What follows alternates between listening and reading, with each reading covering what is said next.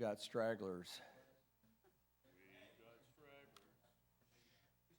You know, you can actually hear you in the bathroom when we. Oh, yeah? Yeah. So you can actually call us When you were in there getting your energizing hand soap? I suggest that you not keep the mic on when you're in the bathroom. Yeah. I have made that mistake before, broadcasting to everyone. You would know. Funny, that sounds just like me. Wait a second. That is me.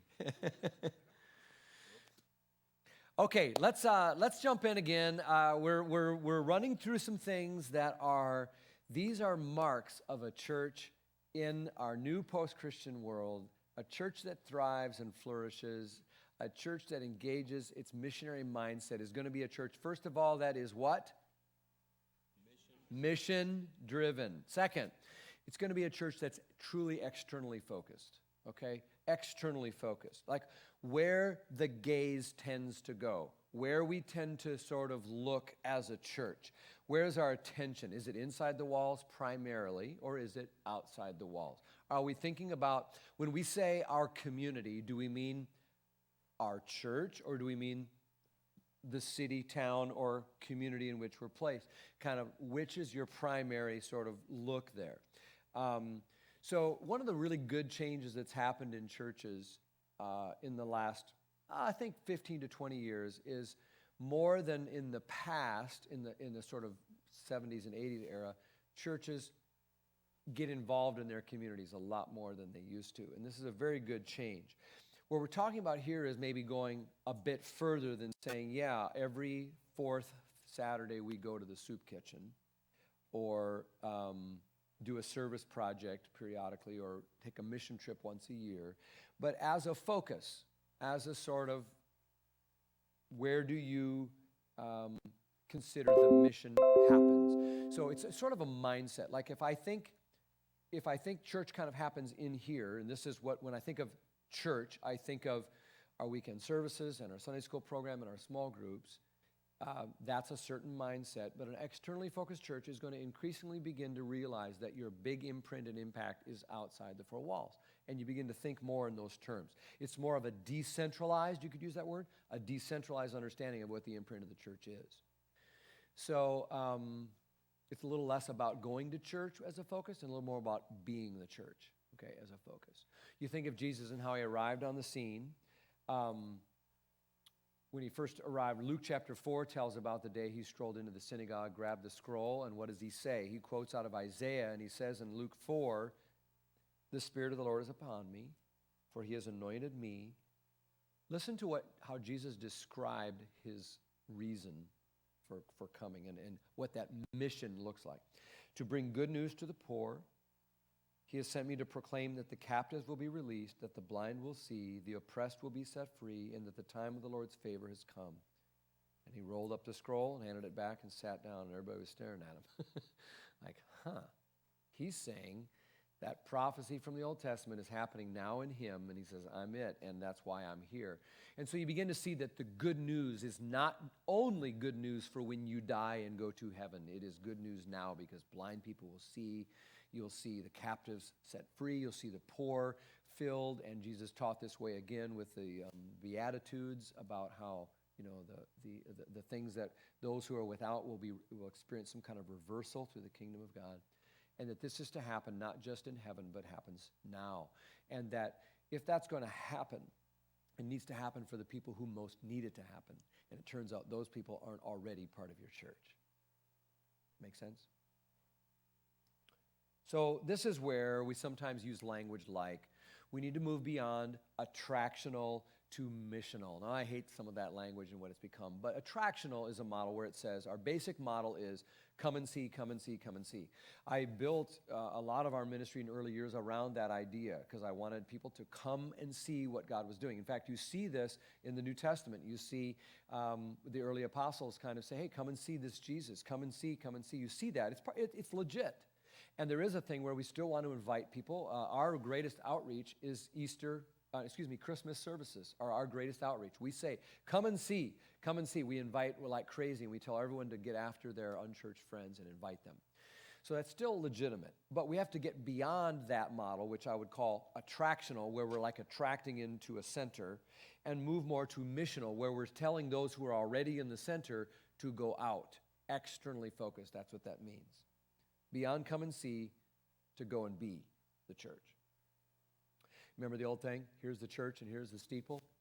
Open the doors, and see all the people sleeping or standing or whatever.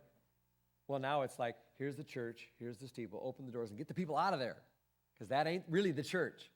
I mean, we taught our kids a little bit wrong. We get our kids in church, here's the people. Well, but that's not the church. This is the church. Let them do this, because that's where they live and work and breathe and stand on soccer sidelines and that kind of stuff. So it's a little bit more of an emphasis on the more we turn our people loose and help everyone see you are a missionary, the better we will be at being an effective church. We want every member in our church to realize, I'm a missionary of Jesus Christ, cleverly disguised as someone who works at Fleet Farm. Okay?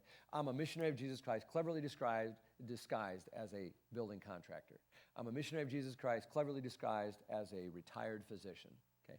Whatever your cleverly disguised is, that's what the world would say. Oh, that's your occupation, your vocation, what have you. But everyone ultimately has a missionary identity. It's a change from saying, in the past, I think we kind of said this way. We said, hey, as a church, we would give this message to the people in the church. We'd say, we can do it, and you can help. Okay? We said, we've got this project we need to do as a church, and we need everyone on board. So, Del, I need you to help toward the mission. And I need you, Travis, to help with the mission. We can do it. You can help. And that's important, and there's still times when the church needs to say we have a collective mission and we need everybody.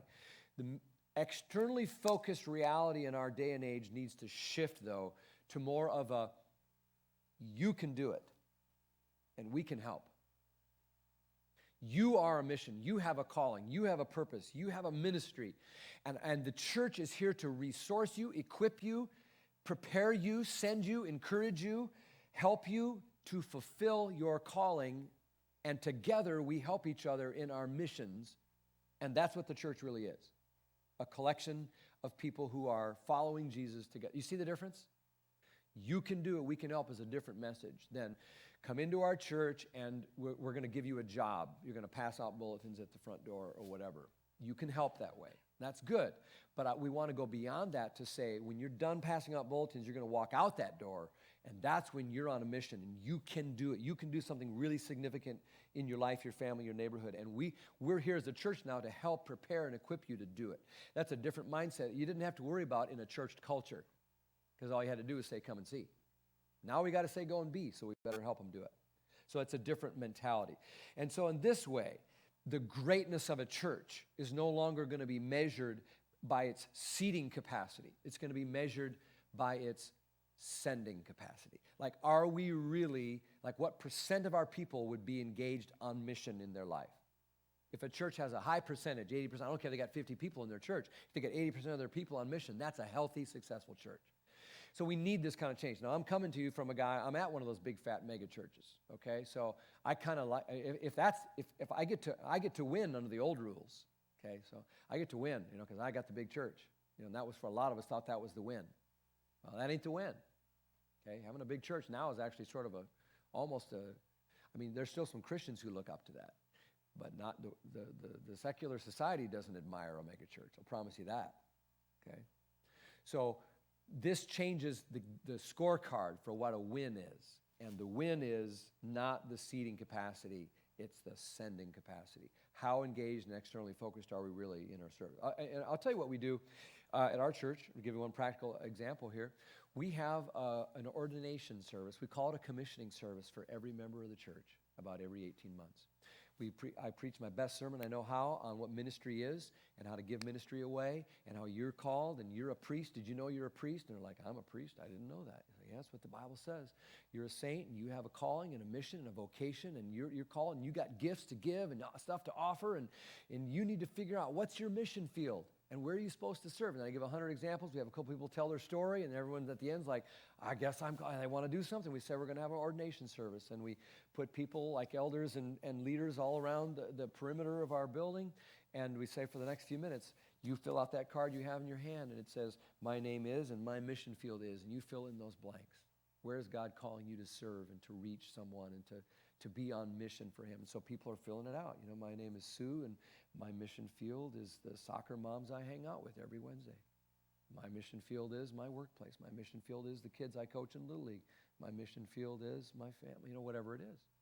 And then they go to the side, and as we're singing some music, and they'll come up, and Dell would come up to me, he'd hand me his card, and I go, Dell, your mission field is your buddy Bob that you're playing, you play poker with on Thursday nights. That's great. All right. And then I would say, I commission you to ministry, and I anoint his head with oil in the name of the Father, Son, Holy Spirit, and I pray a prayer over Dell. And half the time, Dell's got tears in his eyes, and he's out that door fired up because you can do this, and we can help. We commission and ordain our people. So that's just one practical example to kind of reverse it. In the past, we ordained the ministers, and they did all the work. And we just come and sit and say, we just kind of grade whether we like his sermon.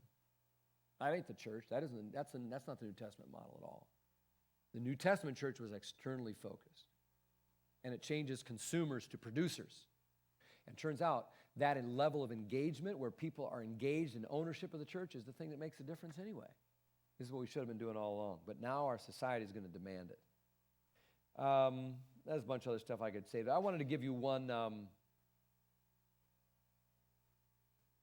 So this kind of ties to what I was saying last night about how the weekend service is not the main goal, right? But it's still very important. It's like the locker room pep talk where we charge people up to do what? Remember the old days? Did anyone grow up in a church where it said, enter to worship and depart to serve over the doors as you walked out? We had it right all along. We hadn't always done it, you know. We now have, you are entering your mission field. You're entering your mission field. It says over your door when you leave the sanctuary. I love it. You were going to say something? What is the age of your congregation? And then how do you treat different ages differently to send them out in their mission? Yeah. Well, so our age is all over the place. So we're an old church. I mentioned last night we're 190 years old as a congregation. So within our church, we've got members that have been there for all of their 90 years. We've got a large number of people that have been there under 2 or 3 years and everything in between. But the point is to empower people to think about their own life. So we're not really sending them. We're not assigning you. We're saying, where are you already? You know, what's your sort of, the Bible uses the word oikos. It's from a Greek word. It just means kind of like your household. What's your household like? What's your place like? Like your work or your neighborhood? So we're not really sending, we're just sort of empowering and asking you to think, where is God sending you? So you can do it, we can help you, but I don't know where you're going to be called. So if you're a senior citizen and you're going to the pool every Wednesday to do your exercise stuff and the ladies go out for coffee afterwards, that might be part of your mission field. But that's going to look very different than the soccer mom or the school teacher or the guy who's working 80 hours a week and traveling three days a week. You know, it's going to be very different. Sometimes, you know, we'll simply do an exercise like this, just draw this like right here. Here's your house. And do you have neighbors around you? You know, who lives in this house or this house? What are their names? Who lives in this house? Now, not everyone has neighbors like this. We actually don't. We've got one here, here, here, and here, but we don't have anybody in the rest of these. So, you know, we sometimes just ask people to kind of think about who are your neighbors, what are their names. That could be part of your mission field. It's amazing how many of us can't even fill out this chart, you know, or we don't know where they would stand with Jesus. So that might be a start, you know, in the next 12 months, I'm going to get to know some of my neighbors. That'd be one example. So anyway, so that's kind of, does that help answer that question? Everyone's kind of, it's like you have to decide that, you know, what your calling might be. And we're giving people permission to do ministry outside of the walls, which is also going to get to another issue, is if we design things inside so that we keep everyone so busy keeping up the machinery of the church that there's no time to sort of be a neighbor or be on mission, then we're not going to get very far down toward this idea of externally focused either. So you have to legitimize and say it's not only okay if you have ministry outside this. We've kind of done that where there's a ranking, a hierarchy, right? It's like if you do ministry inside the church that has a name, that counts for something. But if, in fact, I talked to someone in this room recently who says, well, all I'm doing is I go call on some people in the hospital once in a while. But it's like, I said, that's awesome. That's fantastic. It's a great ministry. Even if it doesn't have a name or it's not recognized or you're maybe involved with so you see what I'm saying? We have to legitimize it and say that's okay. That's not only okay, it's a win. So externally focused. Let me give you a phrase. If I was going to write an article or a book today, I would probably write it about this topic because I'm pretty passionate about it. I think that serving, when you want to think about your church having an impact, I would make this point. Serving, in Jesus' name, is the new apologetic. And let me explain what I mean. Are you familiar with the phrase apologetics?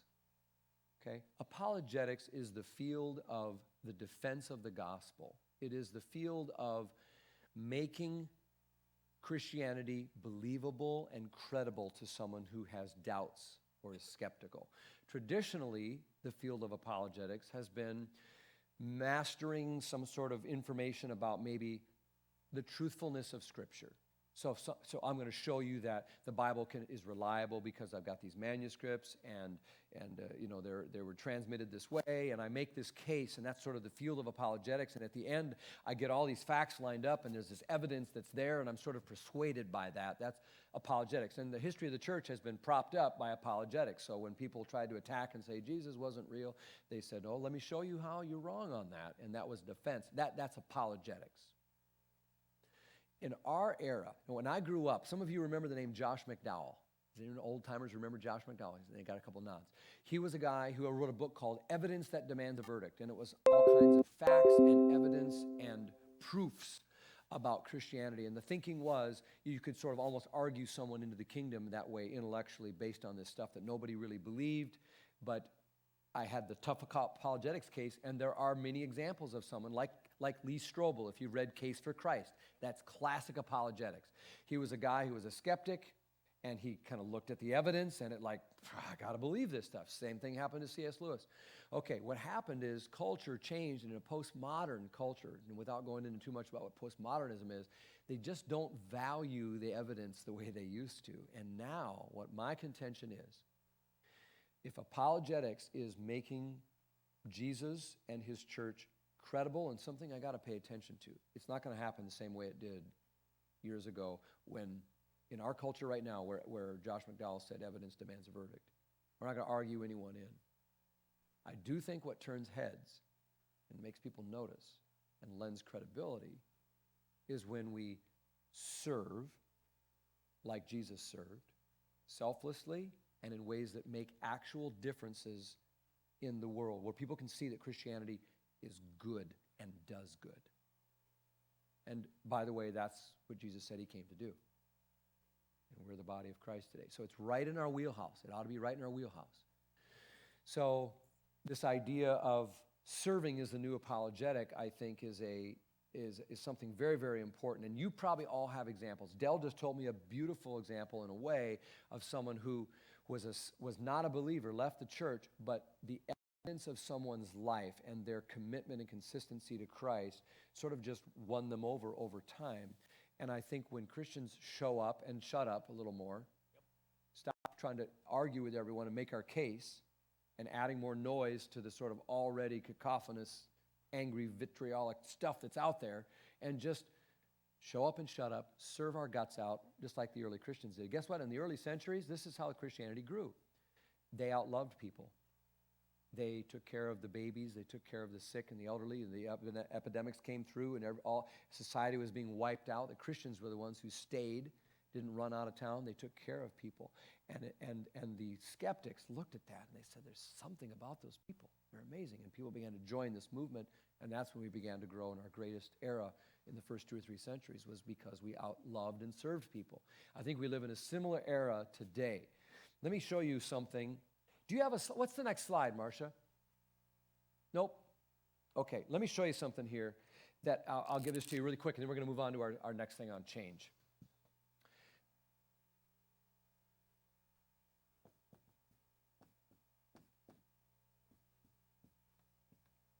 I'm going to write down a sequence here that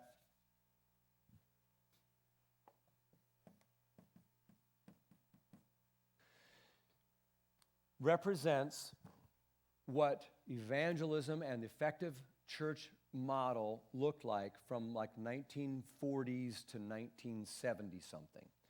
And here it was. Christ, community, cause, in that order. Christ representing, I'm going to make the case for Jesus and invite you, give you information from the Bible and truth about who he is, the actual good news moment where you make a decision and say yes to Jesus, the content of who he is. And if you say yes and accept Christ, then you're going to join our fellowship and come into the church and become part of who we are together. And if you do that, we'll let you join the cause. And you'll get on board and you'll start helping us with what we do. And that was pretty much a very effective method. Billy Graham's crusades preached Christ, and he told you to go join a church, and if you did, you would get on mission with them. Tracts were passed out. You meet a stranger on the street, you pass them a tract, 4 spiritual laws, and it would tell you about Christ, the content of the gospel. And then the next thing you do, hopefully, is join a church and then get with the cause. What happened is we began to see a waning of effectiveness with that model, and it just was not, it was a canoe that wasn't working as well as it used to. And so in the late 70s, 80s, we began to hear a lot more about relationships and how society was moving in a direction where we were craving relationships. And the church responded, and some of you remember, we moved to that's when the small groups movement was born, or body life movement was born, and the church was trying to respond to this sense of we need relationships. And we flipped one of the orders, and I think it really helped us for a time. It moved like this.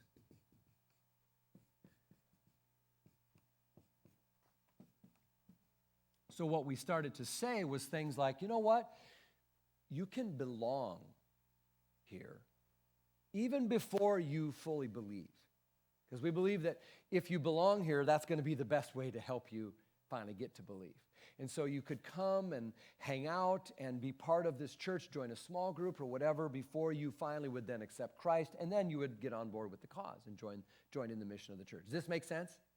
And you probably, some of you old-timers, if you've been in the church, you've probably witnessed these kinds of changes in your lifetime, and you sense, yeah, that has kind of changed the way we do it. Here's where I think we are today, and what I think is a model that we ought to, that I'm advocating for, and it's this. And all this represents is a change in sequence. It can't mean a de-emphasis. It's not about priority. It just, you got to have all three of these. You got to have people that accept Christ and are part of the church and join the cause. But the sequence and what we lead with has to change. And what I'm saying when I say serving is a new apologetic and we're an externally focused church, I'm saying we need to lead more with cause. Like, this is something you can do to make a difference in the world, and we do that. That's what we do as a church. You want to change the world? Join our church. Let me show you what we do. You can become part of this community, and as we do, then that's where we're going to come into the community that will lead us to Christ. So I can give you a dozen examples of people that today are followers of Christ because they got sucked into our community because we invited them to serve with us. Okay? Particularly, these kinds of causes have to be things. So I'll give you one classic example. The hurricanes that come through on the East Coast that you guys read about in the news and you flip by and you never think about it. Well, it's a big deal out east, let me tell you. And it goes on for a long time, and the wreckage lasts long after those hurricanes are over. So remember the ones in New York. Boy, was it 5 years ago now? I can't remember it exactly, but oh my gosh, it was horrible. And we ended up, so our church now is known as a church that's going to do something. We respond to needs. Maybe your church is too. I think it should be. And so people from the community who don't go to our church at all were calling and writing and asking, what are we going to do? There's hurricanes up there. Everyone's devastated. There's water everywhere all over New York City. What are we going to do? What are you going to do? Help us do this. Isn't that interesting that they would call and ask us to do that? We had a guy call and he says, I've got a truck. It's a semi-truck, and it's my own truck, and I've told my boss, I'm just going to take the week off. Can I just leave that in the parking lot of your church, and we'll fill it with stuff they need, water and clothes and whatever? And we're like, yeah, we'll do that. And we had a bunch of stuff going all at the same time. I found out later, this guy didn't even go to our church. But he wanted to get involved with something, and he knew that we would care about people that didn't have electricity or diapers in New York City. And so we filled that semi and was out there on the streets, and people from the community. It wasn't like, let's have a church fund drive. It was out on the street with a banner so people driving by would say, I want to help. I want to do something.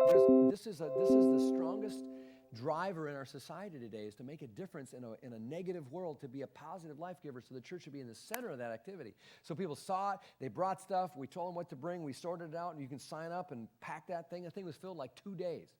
The guy says, I'll drive the truck. We said, all right, we put a thing out, a little feeler out, email, and we had about 50 people that signed up to go, and we went up there for the first of what became over 50 trips to New York City from our church. Through that, what happens is all these people are saying, you know what, I'll take a day off work for that. Now, I ain't going to go to your church, but I'll go up there and I'll help. I'll get some food. So then we put them in the truck. We put them in the truck, put them in a van with Joe and him and him and him, and then about 3 other guys who were pagans. Stick them in that truck. And then they're driving 3 hours up there, and they're laughing, they're talking, they're sharing stories, and they're trading life. And then they get down, and they're dirty, and they're getting home at midnight and going to work the next day. And those guys, there's about 3 of those guys I can tell from that first trip that are involved in our church today, followers of Jesus Christ. Why? Cause first drew them in. We never would have got them any other way. We invited those guys for years. They're not coming. But then they became connected into a community, and now they're on mission with us. See? And they're so there's lots of examples like that. I'm going to draw something up here. Yep. What do you got? You keep talking. So, you could probably think of other examples. We do a thing called Second Saturday Serve. This is an example. It's like low commitment, but really easy to get into. So every second Saturday, we just say you can show up and serve somewhere in our community. And so we have partnerships with all these different agencies and organizations, just like you probably do. And so you don't have to sort of apply. You don't have to get signed up for a ministry. You don't have to go to training. You just show up, grab your kids. It's intergenerational, and we're gonna go paint some walls or whatever. Yeah. So faith, hope, and love. Yeah. Okay. So this is the active love, and this is active hope provides hope, and that's where your faith goes. I like that. Those are good. That was taken from an organization in Omaha that is, their goal is to eliminate the ghetto in Omaha. Mm-hmm. They started in one neighborhood, and they're in over 150 now. Yeah. And they use that model because Christians come to a place of love through their faith. Yep. But everyone else starts with love. There you go. So even though he tried to tell us the greatest of these is love, Yeah. we still try to reverse order on people. So all the studies on the generations today, when you say, like, what's the real value of a builder versus a boomer versus a Gen X versus a millennial, guess what? The emerging generations, like the next 3, all have things that relate to cause. They care a lot more about that and that than they do about, like, what the previous generations did, which was get the facts straight and I'm in. Well, the next generation says, I want to know, are you doing any good? Can I make a difference? Does it matter? Does it change the world? I want to be part of something that's doing good. So this is where I'm saying we just need to not sort of abandon anything, but reorder our message and lead. So we have one of our campuses is a community center in a very under-resourced area. And after school, we just say, if you want to come and you want to help tutor these kids and mentor these kids and get some of these kids back on the right track, you can do that. And it's one way. And so we go into the neighborhoods and we do all these events, and you get people showing up that are just like with tears in their eyes, like, what are you people? What are you doing? Why would you do this? And I think that's the kind of apologetics that we need. That'll turn ahead and cause someone to think twice. Well, I'll tell you one more story. There's a ministry in Haiti that provides shoes for kids in Haiti. It's called Souls for Souls. Maybe you've heard of it. And these kids are walking around in these shoes, and then they get these diseases up to their feet, and they get cuts all over their feet, and it's really bad news, and it immobilizes them, and that leads to a series of other problems, and they can't get their education because their feet, it all starts with their feet. So it's like, well, they need water, and they need good shoes, and it turns out this company figured out a way to take shoes and go down there and organize them and hand these shoes out to kids. And so I preached a sermon on, giving the shirt off your back, basically, like Jesus encouraged us to do, and then said, and I told him about this ministry, and I said, so why don't we just do that today? So, like, why don't we do it right now? Does anybody want to do that? Like, I just took my shoes off. I put them on stage, and I said, anybody want to leave your shoes right here? We're going to put a shipment out Monday morning. So, like, right now, like, get up if you want to do this. And so people did. Hundreds and hundreds and hundreds and hundreds of piles of shoes. Okay, so why am I telling you that story? Because it changed everything. I preached a sermon on it, and everyone was ready to go say, well, what's for lunch? When you take your shoes off and you go to the restaurant barefoot, and all their friends are asking, what are you doing? Why do you have any shoes on? Well, at our church, we gave our shoes away today. We have more people at our church from that silly Sunday because we put the gospel into practice. We tried to do what Jesus said in Luke 4. So you can think of those kinds of examples in your church where you're going to do it. You're just going to do it. And it's the overhearing of that, the observing of that lends great credibility to the gospel. It really, really does. So every church can do that. That's what I love about it. It doesn't have anything to do with the size of your church. The smaller you are, the more focused you need to be. Don't try to do 10 new things. And don't try to start anything. Partner with people in your community that are already doing it. Don't try to go start a new ministry. Figure out who's doing something that they don't even have to be a Christian organization. But if they're putting foster kids in homes, that's pretty close to the heart of God. Just get on board with that maybe, or whatever your church is called to do, whatever it might be, whether it's homeless or hungry or what have you, okay? Do serve days, that kind of thing. Teach on this concept. All right. I'm going to give you a run through of the rest, and then we're going to do some stuff on change before we take our break. So everybody with me so far? So far, we've gotten 2 things in that we're saying if we're going to be part of the church of the new era, we're going to be mission-driven. That was weak. We're going to be what? Mission-driven. And we're also going to be externally focused. Okay? Let me give you just a run through of the rest. And then these are things that we won't unpack right now. But I think intentionally churches in the future are going to need to be more and more kid-centric.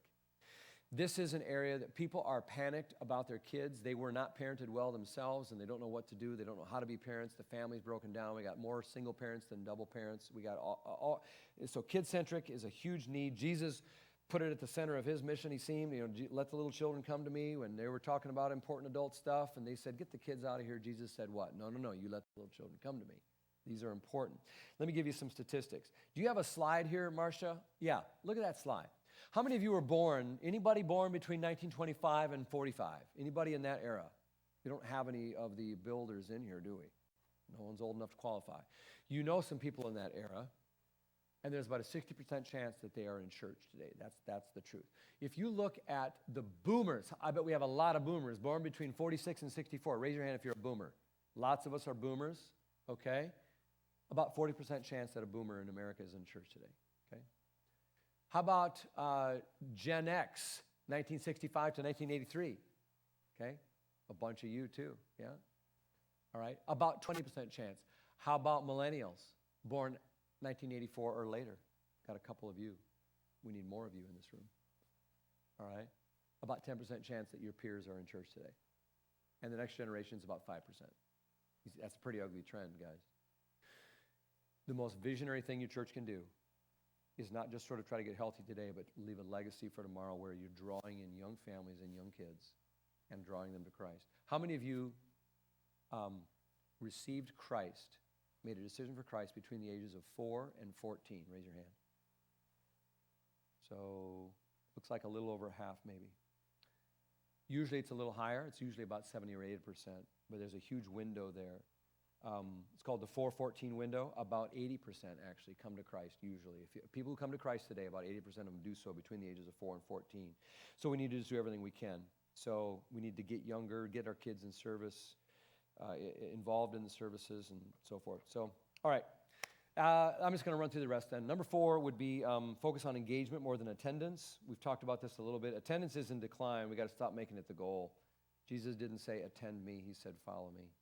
So when we talk about engagement, we're talking about actual involvement, participation. There's a guy named Carey Nieuwhof who talks a lot about this if you want to read more about what it means. The goal is for you to find everyone in your church engaged with the mission. Worry less about attendance, more about engagement. Number 5, we got to lead with a healthy, unified team. Too many churches are still wasting sideways energy with different parts of the church leadership not working step by step together. Got elders in an antagonistic relationship with the staff, or one staff against another staff, or the ladies group kind of work in a different direction. We got to get all the energy moving in the same direction. That's why mission-driven matters so much. It sort of brings everyone in the same direction, get everyone aligned, quit wasting sideways energy that should be on mission on side issues. No more silos, no more turf, no more teams. The power struggles, the micromanaging, not fully engaged elders or overly engaged elders, all this stuff is speed bumps to the mission. We slow down every time we want to get going. We can't because of our own systems and structures. What we need is healthy, unified teams. And if a church is going to thrive in the future, you got to have it. So you just got to have it. And so there's lots about, well, what do you do there? Or how do you get there? But that's not what we're talking about right now. I think the other thing I would say is we got to move from many, many programs to just a simple pathway where we begin to get beyond just thinking about, well, what programs do we need to start? And we think of these programs and these silos and these things. Well, we need a kids ministry and a women's ministry and a men's ministry and a this ministry and a that ministry and a worship ministry and whatever.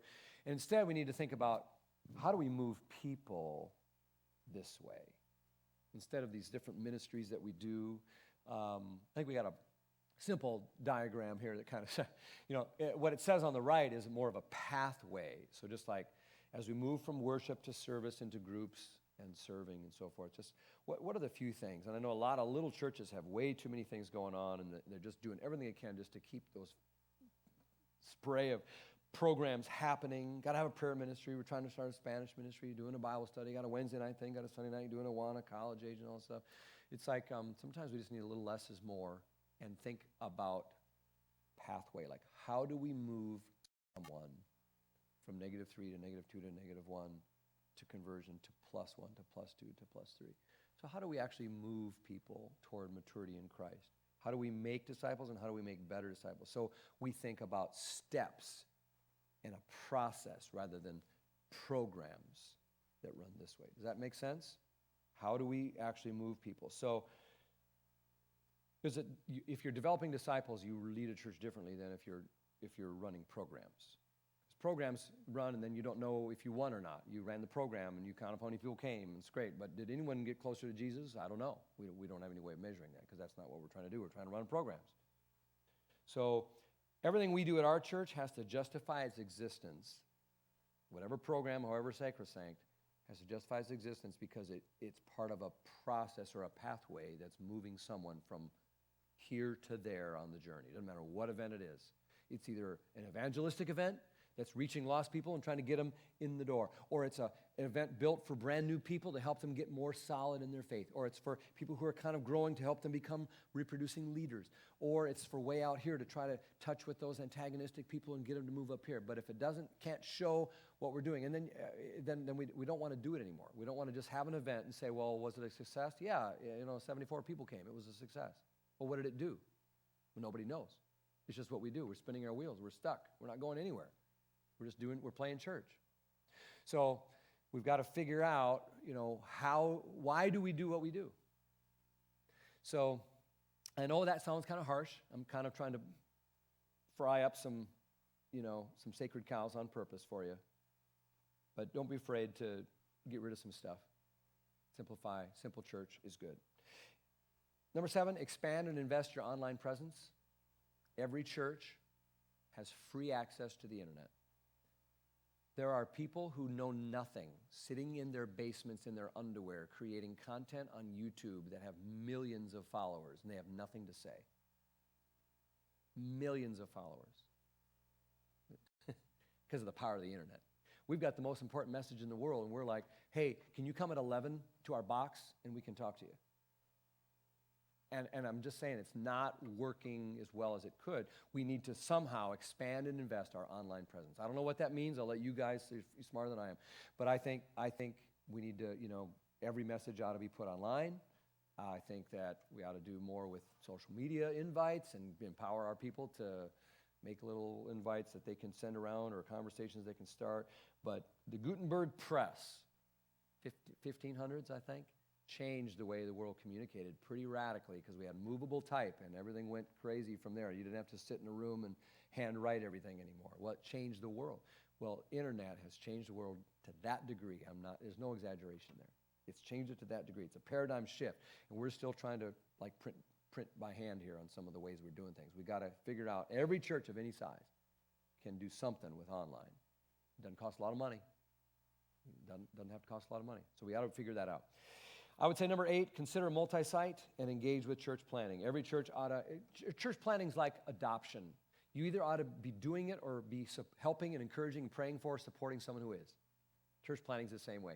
You ought to be planning a church or supporting, praying for someone who is.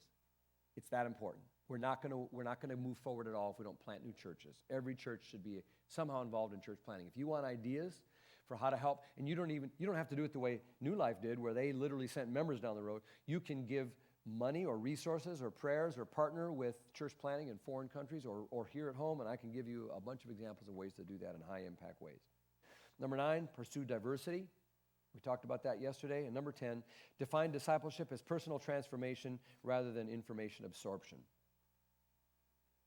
Does that make sense? Discipleship is when a person is being changed into the likeness of Christ. Not just, I know more Bible or I know how church works. That doesn't necessarily make you a disciple. We need to get better at defining discipleship as people who are bearing in their life the likeness of Christ and manifesting that. Personal transformation, rather than the assumption. I know people that have been in the same Bible study for 30 years and they're just as carnal and cranky and ornery and mean as they ever were. Well, what's up with that? Well, apparently just reading the Bible doesn't automatically make you like Jesus. Now, if I want to make you like Jesus, then one of the first things I want you to do is read the Bible, but it's not a one-for-one. See what I'm saying? So as we redefine it, it's who we make heroes out of, okay, and how we lead. That'll change the tenor of your church. All right, I know a lot of this is big, and it's overwhelming, and it's crazy, and it's large, but I hope there's something in here, out of those 10, particularly the first 2, mission-driven and externally focused, that you can say, go back with your team and begin to think about. What is one thing we could do? What's a canoe we need to abandon? What's one thing we could do to say we're going to be more mission-driven? What's one thing we could do to become more externally focused? That we could sort of make serving our apologetic for Jesus, where we're just going to let people see, as Jesus said, let your light shine, and like a lamp on a hill, and let people just look at it and be drawn to the Lord as a result. So, the greatest threat, doing nothing. Status quo is our greatest threat. The church started with Jesus and then grew to 12 guys, and they went backwards before they went forward. Some of you experienced that sometimes. They went back to 11, remember, had a defector. And most of them kind of fell away a little bit for a while at the beginning. But then by AD 40, there's about 1,000 Christians. Do I have a slide for this, Marsh? Yeah, look at this. By AD, there's about 1,000 Christians. That's 0.001% of the Roman Empire at that time. By the year 350, which is only 300 years later, 34 million Christians. That's over half of the population. And it was illegal to even be a Christian until 313. The early church grew at 40% for the first 30 decades. On average, 40%. And they were, I remind you, an illegal group to belong to on the margins of society. They were harassed. They were persecuted. If you were found to be a follower of Jesus, you could be fed to the lions. They couldn't put a sign up and say, come to our service. They had almost no dedicated church buildings. They had no weekend services, no bands, no paid preachers. They didn't even have a Bible during this period. The very things we're so afraid of losing, they didn't even have. They didn't have a country backing them up. They didn't have any laws kind of supporting them. But they grew like crazy. All they had was Jesus. And apparently that was enough. And we've got it too. So, see what happens. Let's take a stand up and stretch break. All right? Let's take a stand up and stretch break. and then we're going to come back. We're going to talk about change. This isn't a leave the room break unless you need to go, but I think we just need to stretch for just one moment, and then I think we have till 11:30. We have 45 minutes. We're going to try to cover a bunch of ground on the practical stuff of change. So does anybody have any comments or questions while we're just kind of stretching our limbs a little bit? Comment or question on anything we've talked about so far? Okay? Yep. Well, it's heading that way. It's heading that way, and it will certainly purify the church when it happens. She says, maybe we should make Christianity illegal again. It's becoming pretty quick. It's trending that direction. Even from tax perspective. Oh, from taxes. You know, there'll be a day when your church will pay taxes on its property. I don't know how we could avoid that. And ministerial exemption, all that's going to go away. Yeah, probably in our lifetime. Because of abuses. Yeah, abuses and just the change in society. And I think the response is then, do we wring our hands and say, oh my, or do we say, oh, well, I guess all we have now is the gospel. I guess we don't have the government on our side anymore. All we have is Jesus. I guess we'll have to go with that. You know, it'll purify the church and weed some things out in a hurry, won't it? Yeah, you're not going to belong because it's fashionable anymore. That's like when Anna died, it challenged them their Right.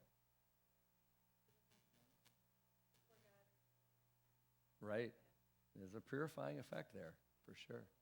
And you know, it sounds good to say, but when the time comes, how will we stand? How will we do? Well, fortunately, we can look all over the world today, and it's already happening. I mean, we can be so encouraged by the heroes in India who are leading their churches and literally facing daily persecution, sometimes death, but undaunted, and or China, certain parts of Africa, same way. So, church is alive and well a lot of places that outside the U.S. So, pretty encouraging for us. All right, I know we lost some, but I think what we'll do is just jump right back in, and let me try to run with some stuff that I think will be practical and encourage you. Let me give you a sort of diagnostic that you can run through your own grid. I'm going to give you a list of things that will help you answer the question, how relevant or mission-focused is our church? Okay, that's kind of a scary question to ask, but let me give you some diagnostics. These aren't mine. I found them, but I think they're kind of helpful questions. So these are some little diagnostics. Number one would say, these are indicators that you might not be as mission-focused as you could be. One, you increasingly think most new ideas are bad ideas. If the tenor of your church leadership is that you think most new ideas are bad ideas, the human mind is great at preserving status quo, that might be a problem. Not every new idea is a great idea, okay? But embracing no new ideas is a terrible idea for church leaders. Another thing you could do to kind of determine this is to look at the average age of your leaders, and what you want there is balance and health if you can. You want a range of things. You don't want all people over 70. You don't want all people under 40. You want a range of things there. But if you're all over 65, it's going to just bring a certain perspective and mindset. They're going to be a little bit unable to sort of remember. I mean, as I become older, I'm like, I can't really even remember exactly what life was like when I had a newborn. You know, my oldest is getting married next week. Our youngest is in college. And it's like, I did it, but I don't. And so if all of your church leaders are just in a different stage of life, and there's nobody around the table saying, hey, you know what, you might be forgetting this or that. You know, so that can, also the average age, not just of your leaders, but of your music, it'll tell you a lot about how relevant you are. I'm not advocating for anything in particular, but the copyright dates on your music, if they're all from another era, it tells you something about what you're trying to do to connect with. A lot of churches will embrace change to an extent, but then they stop. So I would say just dig a little deeper, and if they were all written somewhere in a certain era, but they just sort of don't go outside that era, that tells you something about an openness you have there. So a lot of churches, for example, everything is singing between 1800 and 1900. It's like Fanny Crosby's and the hymns, and that's okay. That's just, but that's a limit. Or some are like, well, we're contemporary, and what they mean is they sing stuff from 2000 to 2010, because that's when they adopted contemporary, and they kind of stuck in that, or whatever it would be. Wherever you're frozen, the question is, are you frozen? A lot of churches get kind of in a no man's land, is my point. Sort of like, Wheaties is sort of a no man's land breakfast cereal. It's not healthy enough for the Fiber One crowd. It's not rotten enough for the Frosted Flakes crowd. It's sort of a no man's land. And a lot of churches are just like that with their music. They call themselves contemporary, they're not contemporary at all. But they're not singing hymns, so they think they're contemporary. They're sort of in this weird no man's land that doesn't really relate to the culture. So figure out, that's something to think about. What we sing, what we do, how we do that. The gap between where we are and culture grows wider every day. We don't have to sort of mirror and mimic the culture at every turn, but we can't ignore it completely and expect to connect to people who live in it.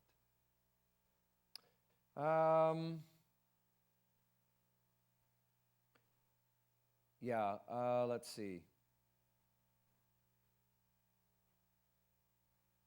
If your dominant emotions toward culture are negative,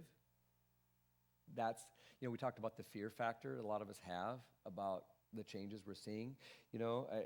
That can be an indicator that we're maybe not as mission-driven as we'd like to be.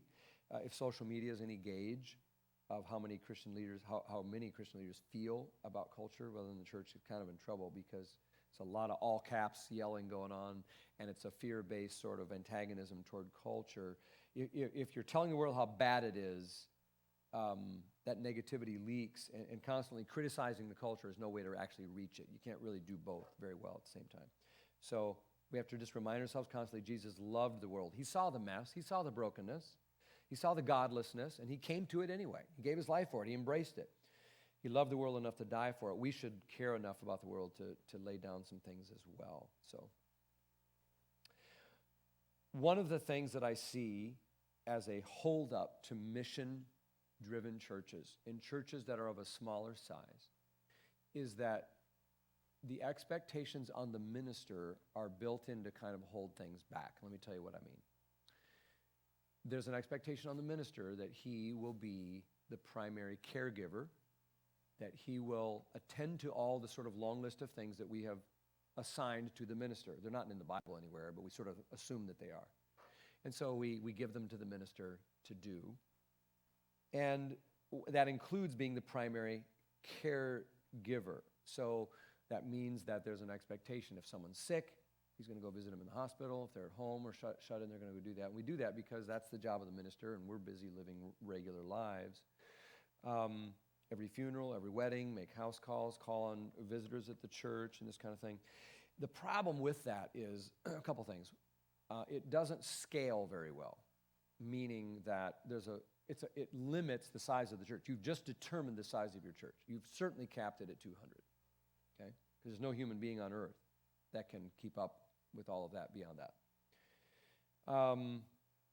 What will happen is you'll start to disappoint people who are like, you're not doing it right. You're not seeing everybody, and you don't love us and care for us, or you'll try really, really, really hard and burn yourself out, which is why about 75% of people who go into ministry under that model end up dropping out or getting fired, okay?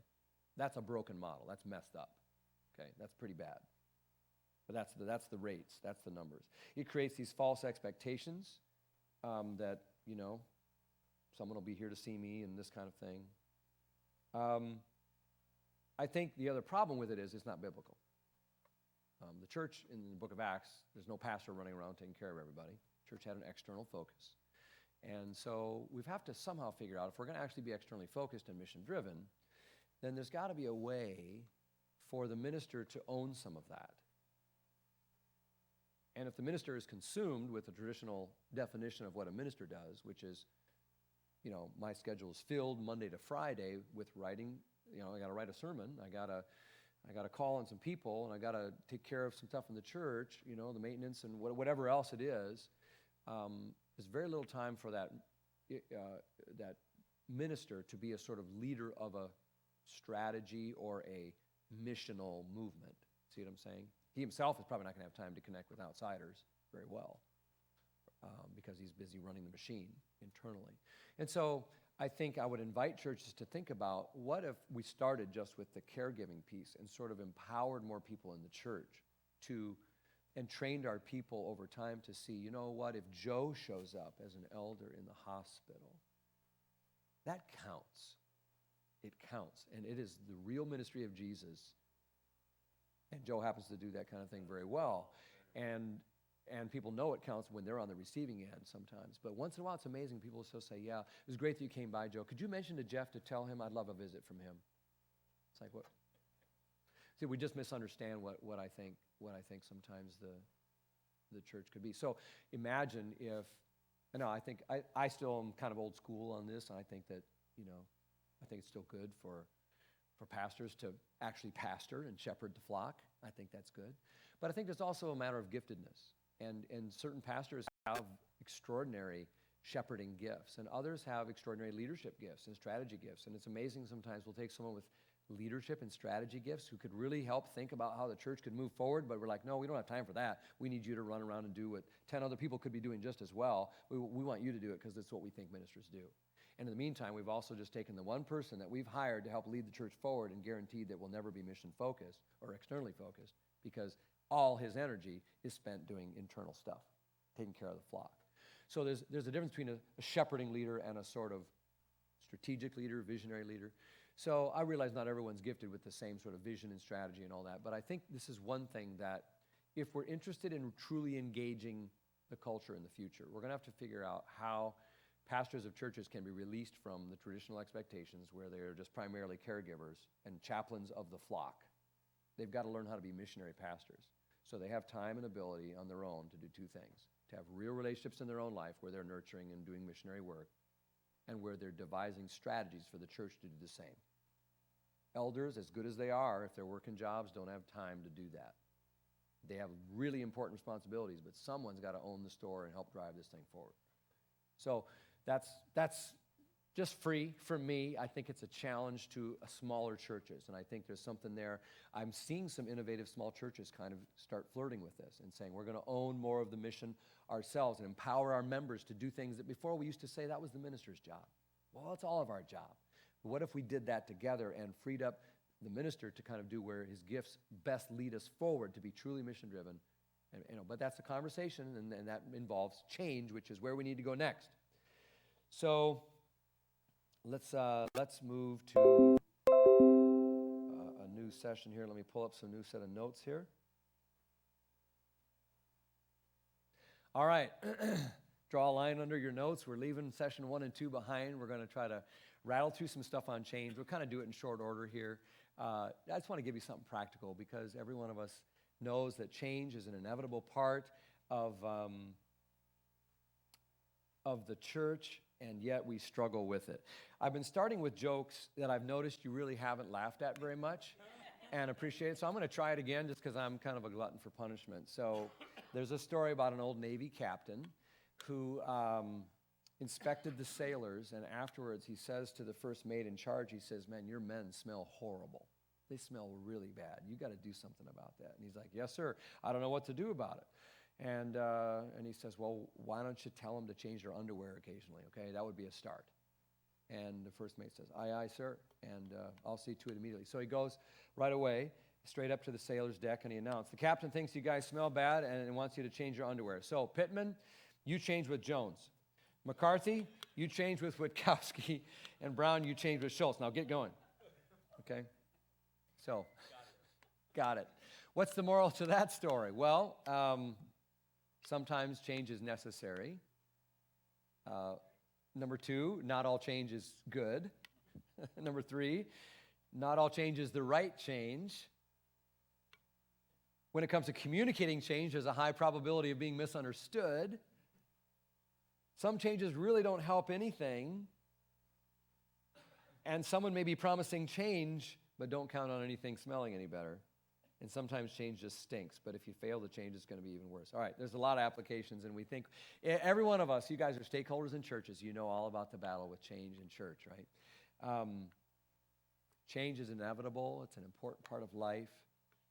It's an important and vital part of the church. Here's a definition of leadership by Henry Blackaby. Here's what he says.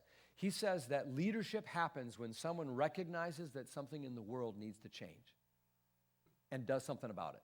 That's not a bad definition. Whether you see something in your family, it's like, well, this isn't right. I got to do something. That's leadership. Like you're going to step in as a parent or a marriage. You see something, this isn't right. I got to fix it, or something at work is wrong, or a need in the world, or a hole that's happening in your community. It's like, I want to do something about that to fill the need. That's leadership, whether it's a nation or a church or whatever. And that's our particular focus today is churches on this. Leaders are those who are going to make a difference and bring change. So I would encourage you as we talk through some of this today to think about something very specific rather than the general concept of change. Identify an area in your church that you are noodling on right now, that you kind of know, I think we have to introduce a change here, or we're in the middle of this change, or we're talking about it, or I know we're going to be having to talk about it, or it's forced upon us and we're dealing with it as a result. Think about something specific rather than a generic sort of talk about change, and it'll help make this a lot more living for you, okay? So you think about something that needs to change in your church that you're working on right now. Let's throw out some things here. What makes change challenging? What makes change hard? Why do we resist change sometimes, especially in the church setting? Let's just hear. What makes it hard? Why do we resist it? Don't like change. Don't like it? Just something about humans, okay? What else? Fear. Like, what will the new thing be, or I'm losing something? What else? It's hard. It takes energy and effort, and I'm comfortable where I am maybe. Say it again. Sometimes there's money involved. It's going to cost me more than discomfort. It may cost me money. Yep. Might not work. Yeah, and besides, it might not work. The new thing may not be better than the old thing. Yeah. Yeah, so we're going to change this, but so-and-so's really married to that, and, I don't want to hurt them. So maybe we just don't even bother, because I don't want to go through that. What else?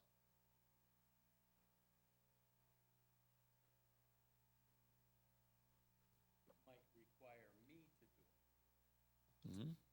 We're all about. There's an old cartoon about about Linus and Lucy. No, it's Lucy and Charlie Brown, and she's like, "I want to change the world," and he's like, "Oh, really? How are you going to do that?" And she says, "I'm going to start with you." We're all okay with that. There's lots of people we'd like to change, but 5 cents, please. yeah. But if it starts with me, I'm maybe not interested, right? So I think there's lots of reasons. We've touched on the important ones. But I think maybe just to add to that, we could say churches are built around some, tradition gets a bad rap, that word tradition, but tradition's a good, rich, robust word, and we have great tradition. And that's one thing we love about the church. We love the security that tradition and even ritual provides. We have rituals that are 2,000 years old. It provides a security to us, and so change feels difficult. I think churches are very emotionally laden environments because it touches to our faith and our family, and those are two things we really, really get passionate about. So that makes change even more resistant. We also find in churches that people give a lot to make them succeed. People have given their time. They poured their lives. They poured their finances, their livelihood into this thing. And so change is not just an intellectual conversation here. This is about something that I'm deeply invested in. And I might have a different opinion about you about what kind of change might need to happen. So it becomes emotionally laden. I think another reason that change is sometimes difficult is that I think a lot of churches aren't very in touch with the actual bottom line. We tend not to ask if we're hitting the mission mark, for example. I think if we were more truthful about what the case is, we might be more open to change or find it easier. So I know some churches that are declining and they desperately need to do something. And anyone walking in from the outside could see it, that the emperor has no clothes. They could see it just like that. But they kind of refuse to see it because they've got so much invested, they almost are telling themselves they can't, because the bottom line really isn't something they're willing to look at.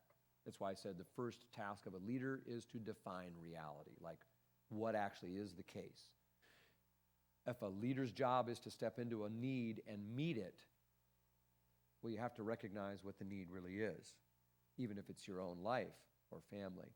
So these are some things, I think. I think one more thing can be, and Joe touched on it in a way, sometimes churches are led by people who love people so much that they have a hard time executing a change if there is a fear that it would devalue someone or hurt someone. And so it's about personality and giftedness. Like a pastor who just loves people. Well, a real shepherd of a real sheep is sometimes going to swat the sheep and get it out of danger and all that. But sometimes when we're shepherding people, we like to just sort of move, and if the sheep wants to go over there, we're like, well, okay. We're just sort of enabling shepherds. And that's one reason change is hard. A real shepherd, I would remind you, even if you're a pastor, knows how to get the sheep where they need to be and out of danger. So I think there's lots of concerns we have about change. You know, we don't want to divide the church. We don't want to make anyone angry. So there's lots of things we could say there. All right. I find in my own life I tend to resist change until I have to. I had a pain in my tooth. I could feel something kind of wiggling and wobbling loose. Like, I don't know. And then I started getting food caught in a place I never used to get food caught. I'm like, I don't want to go to the dentist. Well, then it broke off. So I guess where I was the next day, in the dentist. So, yeah, you don't change the day you have to, right? There's two great motivators for change. You really, really want to, and you have to. And it's very hard to sort of change without those. Same if you probably change your tires. There's probably a few people in here who change your tires proactively. For me, it's like when they're so bald, I'm skating around, or I get a flat and it's not, then I change my tires. And it's the same way in the church. So pain is this, when pain finally gets elevated to a place where we've got to do something, we do. We tend not to do something until the pain elevates. All right, so why do organizations change? Well, we were talking at the break, some of us, about what's happening in energy fields and in automotive fields, and the companies that are thriving are running out ahead of the game, and they're making changes. I think of there used to be a day when you used to have to go to a store to rent a movie. Remember the family? What was the name of that family video or whatever? Right? That was about 5 years ago. That was still the case, right? But Blockbuster went bankrupt, right? This upstart in the year 2000 had this mail order DVD thing, and they said, we think this is going to work. And they went to Blockbuster and said, want to partner together. And Blockbuster, the big boys, laughed them out of the office. Well, Blockbuster's gone today, and Netflix is not. That's an example of, Sears. We can talk about Sears or, Sears is gone. Remember when it was the thing, the Sears catalog was number one, home delivery before Amazon, a department store was a great model. It was like an amazing change for what happened, and malls built up around that kind of thing, and strip malls and all that. But they're gone now. Kodak moments and cameras. Kodak invented digital photography, and they started the first online photo sharing programming. And then they had the inner debate, should we go digital or not? Back in the early days, they had a debate inside the company. The CEO said, you know what? Can't forget our core. We're a print photo company. People are always going to want print photos. That's what we do. And so they went that way. And Kodak's still trying to get you to print your photos. I got about 1,000 photos or more in my phone. I don't print any of them. I wish I did. I'm still old enough to wish I had more print photos. And we all can print photos, but Kodak is in big trouble, and they missed the boat. So change resistance like that happens not just in the church. It happens everywhere. I've learned a lot about change in the different ministries I've served in. Let's go through a few things here that will give you a few categories for this. Number one, let's talk about the paradox of change. The paradox of change. Biblically and theologically, I just want to reflect on this for a moment. There's a paradox of change. And one is to note that change is at the heart of the gospel. Can we just admit that? This isn't like a necessary evil. Change is at the heart of the gospel. The world is broken and needs to be restored. That doesn't happen without what? Change. It needs to be, think of the words we use in the Bible. Restored, redeemed, reclaimed, regained, reconciled. All of that is change. The very first word of the very first sermon, what must we do? What does he say? What's the first word of the first Christian sermon? Repent. What does it mean when you boil it down? Metanoia, what does it mean? Change, turn, that's all it means. That's what the word is. It's at the very heart of the gospel. So I turn my life, I change my life toward Christ. I change my purpose, I change my priorities, I change my attitudes, I change what I care about, how I live my life, my behavior. Everything about the gospel comes back to this idea of change. If you don't like change, you better not become a Christian, okay? Because it's all over the place, the whole Christian experience. Put off the old self, put on the new self. Paul talks about it like being a pair of clothes.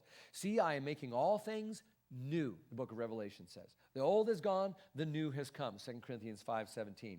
We don't become Christians and we're done. We're on this lifelong journey of continual transformation. Think of our big words. Justification. What does it mean? You were changed from sinful to saint, from unrighteous to righteous. Or sanctification. What is it? It's the change into likeness of Christ. I'm becoming more like Christ. I'm changing. Reconciliation is I was an enemy, now I'm a friend of God. So all this, the world is broken, needs to change, all of this. And we do all of that everywhere with the gospel, the problems, and everything, except the church. We don't want change in the church. So that doesn't work, does it? Church has to also understand how important it is. Like how many church leaders does it take to change a light bulb? And the answer is change. Why? So it's almost an ironic paradox that though God is all about changing lives on the planet and his mission is all about change, the people sometimes who are supposed to be the carriers of that mission are often the most resistant to even his change. And we've kind of earned a reputation for being bastions of sameness in the church. We do need to say no to the changes that the world might want to thrust upon us. But we also need to learn to say yes to the changes that God wants for us. So, change is central to faithfulness. And that's just a concept I want to just remind us of. Change is central to faithfulness. Sometimes I think we think like change is a threat to faithfulness. Well, it can be. And we talk a lot about that. Some of you said to raise those concerns. We don't want to see the church change and go flopping after the society. Okay, we get that. But you know what? Change is not just an indicator of unfaithfulness sometimes. Change is a key to faithfulness. Abraham was called to step out in faith, and it involved radical change in life. God wanted to know, would you change everything for me? Go to a land you don't know. Change. Moses grew up in Egypt, then he went to Midian, then he went to the wilderness. God called him to upset his life. The prophet's message from beginning to end is change. John the Baptist said, God's on the move, Messiah is coming, the kingdom of God is coming, you better repent and change. Jesus' first sermons himself, he came to announce the kingdom of God, a new plan, and he said, repent and believe the gospel. You have heard it said, but I say to you, change, change, change. It's everywhere. The Spirit of God comes to do a new thing, right? A new thing. So you look at the book of Acts, the early church, the Spirit of God is pushing them out, always telling them to change and go someplace new and do something else. They finally got a rhythm established in Acts chapter 6. They have to change already. They finally got it figured out, and it's like now the widows are complaining. We got to change our system all over. Well, we've only turned like 2 pages of the New Testament church. Remember the Acts 6 widows complaining about the food distribution? What did it require? A change in system and process. Right away, right out the gate. Acts chapter 10, it's like, okay, we finally got a groove here. And it's like, no. God says, you don't get it yet. He sends down the vision to Peter and the sheets and the animals and rise and kill and eat. And what I've called unclean, what I've called clean, don't you call unclean. They had to change radically their perspective of the Gentiles. Acts 15, Jerusalem Council, same thing. I could go through the whole book. It's the same thing. So when we refuse to change, I would just remind you 2 things happen. 1, we create distance between us and the world we're sent to save. Okay? There's no virtue in looking more Amish. Okay? No virtue in that. The technology, the methods, the music style, the clothing, awareness about culture, realities that families have changed, for example, all those things. If we refuse to change, we just create more gap between us and the world we're sent to reach. Also, and this is the point that I think is worth making, when we cling to the past or refuse to change, we create distance between us and God. Sometimes I think we do it thinking we're going to hold on to God. But God is not stuck and stagnant and sitting still. Jesus is on the move. The Spirit is moving. He's out in front. This is not like water skiing. Church leadership is like water skiing where you're fastened with a static line to the boat and you go wherever it goes. No, it's more like surfing where there's a wave and you're riding that wave. You're riding the wave. And when we cling to the past, we can create distance between us and God because he's on the move. It's the wineskins conversation. And so I say it just starts with us. It starts with us. So just what stands between where we are now and where God wants you to be, where you would say personally, I'm the potter, you're the clay. I don't want to be baked in already, so I'm not moldable. You're the potter, I'm the clay. And so church leaders like us who come to stuff like this have to be willing to let Jesus change us and work on us and like go after stuff in our life that isn't done yet and be on a sanctification journey. So we're not just sort of coming and sort of saying, well, it's not me, but I'm trying to change the church. No, we're all in a process of saying, God, what would you have us do? And that's flexible and dynamic and moving. Yes, there's unchanging things in that. But if you're not growing or changing, you're dead in your faith. There's some change that God wants to be working in your life right now. Who's he asking you to become? There's a journey. There's a gap between who you are now and who God's calling you to be. And as soon as we sort of own that as a minister, as an elder, as a leader in my church, that I'm being called to change, then I've got a humility and I bring my fear to the table. But together we can talk about what's he asking us to do together. And it's a different conversation than I want you to do it my way. Let's stop this and start that. And now we're just freed up because we're all sort of humble clay in the hands of the potter. Do you see what I'm saying? So that's what I want to say about there's a paradox here. Let's move on to talk about the pain of change, because there's huge pain.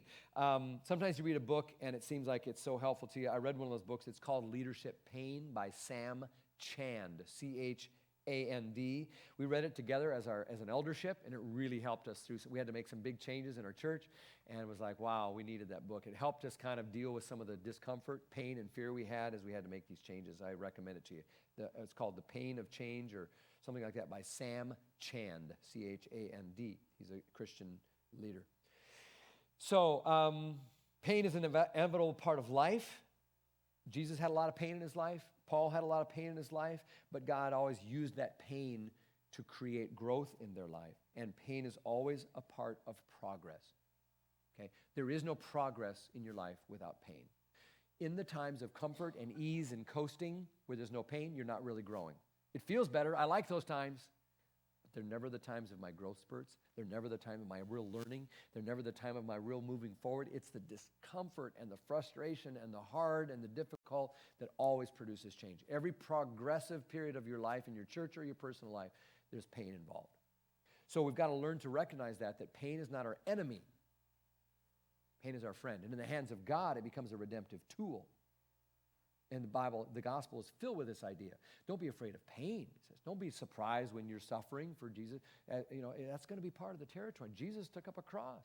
You're going to take up a cross. And guess what? You're going to find life and resurrection through that. So yeah, it's going to hurt. You might even die, but you'll be all right. So we got to have a different perspective about pain. Instead of pain avoidance at all costs, you can't lead a church that way. You can't lead a marriage that way. You can't raise kids that way. You'll be a horrible parent and a horrible husband or wife. And you'll be a horrible church leader if you try to avoid pain at all costs. There's no progress without pain. We never grow in times of comfort and ease. Always difficult transitions and changes and unwelcome things. They bring pain. It's not guaranteed that when you go through pain, you'll grow. But you can't grow without going through pain. Avoiding pain just prolongs the agony, and things usually get worse, whether you're talking about a difficult conversation you need to have with somebody, or a leaky faucet in your home, or going to the doctor, or fixing your finances that are all messed up, and you just, I don't want to think about it. Feels painful, and we tend to avoid it. But you only find resolution or health or strength when you engage. So Craig Groeschel says, often the difference between where I am and where God wants me to be is the pain I'm unwilling to endure. I hate that quote, but it's true, isn't it? You say it again. Yeah, I think it's on the screen. Often the difference between where I am and where God wants me to be. The difference is the pain that I'm not going to go there. I don't want to face that pain, so I just stay where I am. So I want to encourage you to not be afraid of pain and know that God will never waste it, to make friends with it. The early Christians understood that as followers of Jesus, they would face inevitable suffering, but that he would use it. Now here's another quote from Sam Chand. He says, growth equals change. And if you have change, well, then you're talking about loss. If you're talking about loss, then you always got pain. So that's how he says growth equals pain. You'll only grow to the threshold of your pain. Here's another quote from him. He says, I've known many leaders whose potential hit a ceiling and churches stopped moving forward when they refused to break through their pain threshold. Their pain threshold became their ceiling. I thought that was kind of telling. I like John Ortberg always says, leadership is the art of disappointing people at a rate they can stand. He just acknowledges it's painful, and you don't want to put so much pain on people at a rate they can't stand. But leadership is the art of disappointing and bringing pain to people at a rate they can stand. So we're gonna disappoint someone all the time. So all right, here's another quote from J.R. Briggs. As a leader, Jesus was willing to disappoint everyone except his Father. I think I shared that earlier. It's a good one. So you can't change what you're willing to tolerate. You only change if you're in enough discomfort or if you really, really, really want to. So if your church is scared of disappointing or upsetting a certain segment of your church, the old guard or whoever it would be, church members, or members are going to write in and complain about things, or then we end up, and that drives us. We're no longer mission driven. We're kind of driven by fear of what someone will say, or someone's going to vote with their feet or vote with their dollars. And so we felt we can get held captive by that. And so then we become a member-driven church, because it's the people on the bottom who are actually driving the activity rather than the leaders kind of saying, we think we need to go this way. So this is kind of tying in. I wanted to show you how that connected to what we talked about earlier about mission-driven. Change is important that way. So, we try to create a situation in our church where we're purposely introducing change as often as possible and encouraging people to see it's part of what it means to be a part of this church. It's part of what it means. Our goal is to make you comfortable. We say at our welcome class, if you really like to just be comfortable in church, this is not the church for you. Now, there's a very small percentage of people that are going to go, well, then I'm out of here. Most of the time, it makes people kind of lean and go, what do you mean? Turns out that the things we really love and value in life demand a lot of us and require us to go through pain and discomfort. It's why people love going on adventuring trips, or people that went through the war together in World War II are still buddies today because they went through something together that cost them a lot. And that's what we need in our churches, is a harder ask, a higher bar, not lowering the standards. So we just say right up front, if you're looking for a church that's just like, kind of all about you, and we're going to make you more comfortable, I can just tell you right now, it's not the place. Because we're going to probably ask you, after you get, we're being really nice to you now since you haven't joined yet, but once you join, we just tell them up front, you're going to be asked to park in the parking lot way far away, because we're going to make room for other people that aren't part of us yet. We leave all the close places for those people. So if that bugs you, then you don't get who we are yet. So we're going to ask you to attend at the service. You probably don't want to attend, because we're going to leave the main one for people who are guests. So that's how we do. Or, if by the time you get really comfortable with the music, we'll probably change it again and upset you or whatever. And if that's, if you have to go someplace it's all about you, then you won't like it here. So we try to disabuse people of that and do it right out and create a culture of change. Let's talk about the premise of change. The premise is this: change or die. That's the premise. Change or die. Churches that don't change, die. Churches that don't change become overmanaged and underled. Remember that organizational curve? At the peak of that stabilized thing, that's when you got to particularly make a change and ask those tough questions. So yeah, let's keep moving. The purpose of change. Here we're talking about the why. If there's one bit of advice I could give to any leader in any church trying to say, how can I get better at leading through change in my church, it would be this. It would be say, always, always, always lead with why. Often what we tend to do is we start describing the what. Here's what's going to change. Here's what's going to be different. Here's what it means for you, and here's what it's going to cost, and here's when we started, and blah, blah, blah, blah, blah. And if there's any amount of misgiving in my spirit about why are we doing this, all that cost sounds too much. Any cost sounds too much if I don't understand the why. The why is the purpose, the reason, and that's where buy-in happens in anything in life. If I'm sold on the why, I get the reason, I get the vision, I get the mission and the purpose, I'll go anywhere with you. I'll follow any what once I believe in the why. And so one of the errors that we make as church leaders sometimes is starting with a lot of what. And so vision is another fancy way of saying vision drives change. So casting a picture of the future. So I don't know, I can kind of draw this. This is sort of a classic leadership description of what what leadership is. You could say,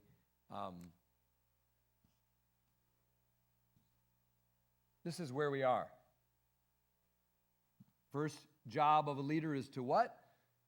Define reality. So we say, this is where we are. We got this situation here, we are. And it's unacceptable for some reason. There are kids in our neighborhood that don't know Jesus. There are whatever it is. We have people coming, we can't get in, we need more seats. Our mission is failing or whatever. But you've got to show some discontent, holy discontent with the current reality. We cannot stay here. That's not enough to just talk about the negative reality. We've got to talk about a positive future. And this is vision. This is reality. And this is what a leader does. A leader defines reality and says, this is what's going on, a lot of good stuff, but you know what? This is a big problem right here. And we define the problem. We say we can't stay here. But you know what we could do? God's calling us. Look at the Bible, what it says. Look what our resources are. Look what we could do. And we've been given this idea, we think we can tackle this or that, and we go out there and nail it. And then we devise a strategy, and these are the steps in that process. We're going to do this, and we're going to raise money, and then we're going to get some leaders, and then we're going to train them up, and we're going to do it, and then we're going to launch this thing. In 9 months, we're going to launch it. Or whatever it is, okay? See, this is Leadership 101 right here. Start here, but we can't stay here. We got to go here, and here's the steps. This is strategy right here. And the whole thing is mission. So this is the vision, this is reality, and there's the strategy. So all that is to say, this is the why right here. Okay? That's the why. And without it, don't expect anyone to be on board. So vision is really, really important. We could talk a lot about vision. I was reminded about William Wilberforce, 1789. He stood before the Parliament, and he cried out for a day when men and women and children would be treated as humans instead of treated and traded like farm animals. But the system was so deeply embedded into their culture, the economy and the traditions and the laws even, and even religion. People used the Bible to defend slavery back then, okay? But every year he stayed at it for 18 years. And his bill was defeated every year. But he continued tirelessly on his fight against slavery until 1833, Parliament passed a bill completely abolishing slavery. He died 4 days later. He never got to see the vision come to reality, but he led through change long term. And I think sometimes he had a vision that drove him through a long process. And we have to be patient. Sometimes things take time. We're not a speedboat. If your boat's been in the water a while, it's not a speedboat anymore. It's a barge, and it takes a while to turn a barge. The bigger it is, the older it is, and the more you've got to fight against, and you got to decide, do we have it in us to turn this barge? Whatever it is, whether it's a small change, like we're moving a Sunday school room or a service time, or we're making a major change in minister or relocation or a name or becoming mission focused or whatever you want to say, all right? So there's lots of examples there we could give. So why is super important? Let's talk about the pace of change. Here's my summary. There's such a thing as too slow. And there's such a thing as what? Too fast. So this is the art of leadership. Too slow, what happens if you lead a change too slow? You get a big new vision out there. Hey guys, we can't stay here. We got to go here. Let's go. And we move too slow on it. What happens to the change? You lose momentum. It doesn't happen. People forget what you're even talking about, and it dies. What happens if you go too fast? Hey guys, here it is right here. We're going to do this and let's go. Let's go. What happens? You run people over, and who do you got on the boat when you get there? A bunch of people got thrown off on the way. You turned too quick and they went sailing. No buy-in. They don't understand it. Someone asked them. They're like, I don't know. They're doing it. Jeff's doing it. I don't even know what it is. He's just doing it. Yeah. And then another problem is, if you go too fast, someone mentioned money. Well, some changes require money, and sometimes it takes time to gather the resources. So, yep. So some of you in this room are bulldozers, and you like to get there quick, and you need to slow down and be okay with small steps and defer to one another in love and understand that you can't always just make change with a group of people the way you can with yourself. Some of you are fearful people pleasers, slow pokes who will stall out the momentum of the church without ever getting it implemented. And you need to sort of accept that God has given your church a vision, and you're going to have to move maybe faster than you yourself are comfortable with. But if it's mission-driven and not me-driven, it's not about your preference of comfort. It's about the mission. So let that drive you, or let it slow you, depending on who you are. So let's talk about change in people for a minute. How do we keep people on board with the mission? Change grows out of the soil of trust. So I would say if you're in leadership at your church, you're on the deacon board, you're part of the board, or you're one of the ministers or something like that, everyone's given a sort of pile of chips when you begin. It's a small pile. You get them in your pocket. They're chips that you can use, you can expend, right? You begin with a certain number of chips in your pocket. Every time you introduce a change or cause someone to go through pain or something that they're losing, you're spending some chips. And so you have to be aware of how many chips are in your pocket. And sometimes leaders that get into trouble just get in place and they never spend their chips. Or they get there and they buy something that costs more chips than they have. And they're usually not the minister there very long. So it's the old cliche, it takes change to make change, like you have so much change in your pocket. It takes change to make change. It costs leadership. And so trust is the soil out of which leadership grows. So when we breach trust, because we went too fast in the past, it's twice as hard the next time. If we breach trust because we said we were going to do something, we never really did it. Or we said, hey, here's a new idea, and then we got everyone all excited and started moving that direction, and then we sort of just pooped out on it and said, here's another new idea. And then they said, okay, they gave you a pass, and they came over and got on board with this new idea, and then it's like we never really did anything with that. Oh, here's another new idea. And so after about the third or fourth time, it's like the boy that cried wolf, and you've lost some trust. And so that soil isn't going to grow change very, very easily. So that's why we say the pace of change and the people of change, that really, really matters. And so when you make too many withdrawals out of your chips in your pocket as a leadership team, it's harder. You can still do it. It just takes more effort and more time. And you have to wait and earn some trust back. It builds up the credibility in your pocket, and then you can spend again. There's a cool little diagram that I like. I like quadrants, where I draw things in quadrants. And do I have, Marcia, what's the next slide? Nah, let's go back. Let me show you this one. Which color do you like the best? Which can you see best from back, Wayne? Black? All right. This is just a quick little aside of something that I think every one of us in church world understands and deals with. There are two kind of important things to consider in church change, and I would call them clarity and contribution. And so I'm going to say we'll put clarity up here and contribution here. And what this is measuring is everybody really clear on what we're talking about? Like, do they have buy-in? Are they get the why? They're on board. They understand it and they're excited about it. That's clarity, okay? We could call that attunement, is another word we use in leadership sometimes. Like they're in tune. They're like in harmony, like I get it. They're in tune, okay? Contribution is not just, do I like the idea and I get it and I'm on board and I'm in tune with you. Contribution is, are you doing anything? Are you helping here? Are you giving toward it? Are you serving toward it? Are you praying toward it? You're invested like skin in the game, okay? So we could call this alignment. Alignment means I'm taking my energy and I'm lining up, I'm getting in for it, I'm linking arms and moving with you. I'm doing something, okay? So contribution and clarity.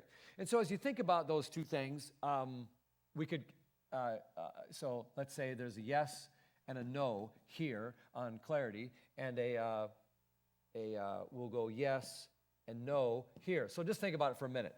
If this is pretend we're back to the ship analogy. So in your church, you're bringing a change, okay, or you got something going on, and you've got, let's say there's some group of people that they neither have buy-in or contribution. They're not clear, and they don't contribute. And what would we call those? I think that's the name I would just maybe call stowaways.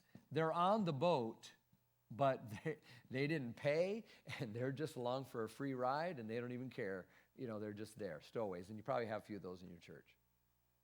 They're just stowaways, okay? Then there is someone who, they're on board in terms of, I love the idea. I love your kids' ministry here. I think it's amazing. And they're positive about it, and they get it, but they're not helping at all. They don't give, they don't serve, they don't really show up and put skin in the game, and here they are. I would just call that a passenger. They think it's a cruise ship. They're just waiting for someone to come and refresh their drink. Okay? You probably got some people in your church like that. They're sort of passengers along for the ride. They love this boat. They're just not doing anything to help. Okay?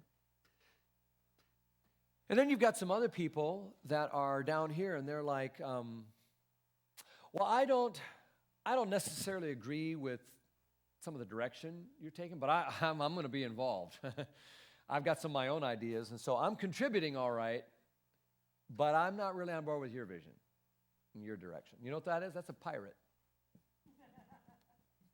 They want to be on the ship. They just want to be in charge. They want to take it where they want to take it. Okay? Whether it's a Sunday school class or a small group or the ministry or the board, it's like they're not talking about what everyone's doing or the direction that you're going. They're not really in tune at all. They don't have clarity on the mission why you all think you're there, but they still want to be in charge. Okay? What we're looking for is here. Crew. Where I'm on this ship because I believe in the mission and I'm helping. I'm yanking an oar. And so the ministry of our church, as we think about change, is say, how do we get everyone to have ownership and want to participate in it? You have a stewardship campaign. You're trying to say, here's why we must do this, and what are you going to do to be a part of it? You're starting a new service or a worship service. You say, here's why we must do it. Here's your part. Not just we need 5 of you to move over. No, it's like everyone's going to figure out a part for everyone to take. We're planning a new church. Here's what everyone's going to do for this. Everyone's got to contribute. And so wherever you are, if a person's a stowaway, you're trying to move them toward crew. You're trying to increase their clarity. So how can we keep casting vision in our church about why we're here and why we're doing it? But also, how can we help people be involved? Get passengers down here to crew. Pirates, sometimes you just got to make them walk the plank. Honestly, some pirates, you can't always convert to crew. Sometimes they just have to walk the plank. It's like, you know what? This is where we're going, and it sounds like you want to go someplace else. If you want to go along with us, we love your energy and your contribution, but if not, we're not going to just have your contribution pulling in another direction. So sometimes those are tough conversations. Pain, change. But if you don't work out the pirates, your ship isn't going to get where you need to go. What determines that they're pirates? Leadership. Okay. The mission. Mission-driven. So the leaders have to decide, what is our mission? Everything's mission-driven. So it's not me being mean to you or labeling you. It's like, there's no secret. Here's our mission. Here's what we're trying to do. Here's where you're coming from. You don't seem to have clarity, or you're not in tune with us. And that's evidenced by the way that you're contributing in a direction is moving in a different direction. So it's not about picking on somebody. It's just about what we're doing here is too important to sort of, it sometimes can get messy and unclear. Someone may not be a pirate. They might be sort of just slightly off kilter, a few degrees, and it's not always easy to know. But still, the point is conversation. Conversation. Let's talk about this. Because here's what it feels like. It feels like, as a leadership team, we're trying to move this way, and you're moving that way. That's why I'm not a fan of democracy as a sort of leadership style, because it doesn't work. in the church. I want the Bible says God gave some to be apostles, prophets, pastors, and teachers to equip the saints to do the work of the church. And that's what we ought to do. We ought to have leaders lead. And we ought to have generous people be generous. We ought to have servants serve. We ought to have people with administration administrate. Let people lead according to their giftedness. And democracy doesn't do that. It sort of assumes that everybody has an equal ability to think about what's important in the church. It's simply not true. It's never actually worked very well. But we just get locked in. It's in our bylaws, and so we think we have to do it. So I'm not saying you disempower people. I'm saying you give them more power by serving in the areas that they're passionate and gifted in. So, but on the pirate thing, that's a tricky one, but we all know there's a pirate that might need, all I'm saying is, if you got a pirate, deal with it, or your ship's not going to get where you need to go, because they will take over, and they think they're doing God's work. So. Just clarifying question. So is it possible for people to be, I mean, they don't have clarity, but they're definitely contributing. Is it fair to say that they're potential pirates? Because not everyone, right? Yeah, well, and the thing that makes them a pirate is if they're actually contributing in a way that's counterproductive to the actual direction you're trying to go. So it's like we said we were going to have small groups meet in homes, and they're like, no, we're not going to do it that way because I lead my class, and it's my class, and I do my thing, and well, we're going to do something where we all study the book of Acts together. No, we don't do that. We're doing this. So like at some point, you got to have some conversations. That's menial, but that's going to grow. That's a spirit that's saying, I care more about me than I do the mission. You know, at some point, it's like, get on board or get off board. So. Thank you for that. Let's talk about people and change. People and change. We're moving through a bunch of change stuff here. Let's talk about people. Back to the bell curve. Remember, we love bell curves around here and boxes. So I'm going to give you lots of boxes and bell curves. So let's go to the bell curve. Are you familiar with this bell curve? Have you ever seen this? This is a study that's been shown true over and over and over again about how human personality responds to change. In just about any context, in any setting, these ratios bear out roughly like this in these categories. So here you go. You've got, over on the left, you've got a small percentage, under 3%, that are what you would call innovators. These are the pioneers. These are the people who are supervisionary, and they like to try new things all the time. They don't have any worries about change. They're just like, let's try this. Hey, they got a new idea. Blah. They don't jump after it. They don't care. They're not counting the cost. They're just like, this sounds awesome. Let's go do it. And they're innovators, and they're a very small percentage. We were just talking about the Tesla guy. Who is that again? Who's the? Huh? Nikolai Tesla? No, yeah, Tesla. Who? The guy who's what's that inventor's name? Huh? Yeah, Elon Musk. He would be in this category, and people like him. They're sort of they're not afraid of trying new things at all. There's a small percentage. They're pioneers. Okay, behind them, there's a larger percentage, about 13 to 15%, depending on the study, of what you would call early adopters. They didn't think of the new idea, but they're pretty quick to get on board. They're an early adopter. They're like pretty quickly get sold. They get excited about stuff. They see the possibilities pretty early. And they'll think, this could work. There's a couple things I want to check out, but then, pretty quick, I want to try it. That's an early adopter, okay? Early adopter. They're not necessarily the most innovative or creative, but they will adopt pretty quickly. Then there's an early and late majority, and that's the vast percentage of any population, okay? Totally, it's about 70%, okay, of people are either early or late majority, and that's most people, and that is they just take a little more time, and they tend to follow the early adopters. So the largest chunk of people in any change will get on board later. Takes them more time. They need more information. You've got innovators over here going, what is the come on, they're already bored with the idea. And then you got early adopters that are like working it and ready to go. And you got the first majority kind of just slowly coming on board. And then you've got the later majority. And it's just temperament, personality. And we need all of those gifts, by the way, in a family or a church to sort of stabilize things so we're not led by innovators or by just late adopters. We need all of it together. But leaders have to be aware of these dynamics if you're interested in leading through change. And then you've got, behind the late majority, you've got a 16%. And some would say there's another breakdown even beyond that, another 3%. It's sort of like beyond laggards are like anchors, like they almost never change. Laggards are just like they're the last ones on board. They need more information. Often they're very analytical. They want to run the numbers 4 times, and they want to say, what about, what if, did you think of that? And they just want to run, they just need more evidence and more help thinking things through, and they're going to catch things that the innovators and early majority people didn't catch. Now, sometimes the things that they catch don't really matter, but they matter to them. They matter to them. And if you want them on board and contributing, you better figure out how your pace and your communication and your chips all play into bringing. I wouldn't do any change until I had most of the late majority bought in. I wouldn't worry about the laggards because some of them never get on board. You'll lose your momentum if you wait to bring every last laggard on board. And by the way, laggards don't make great leaders. They're very vital to the church. They're very important and gifted and loved by God in equal measure. But just the function of leadership sometimes will suffer if you're afflicted with a laggard mentality, because you're going to be working at counter purposes to the very changes and decisions that you need to be making as a leader to help follow the Spirit of God. That's been my experience. This isn't in the Bible, it's just my experience. So I would not probably have an eldership full of laggards. That doesn't work very well.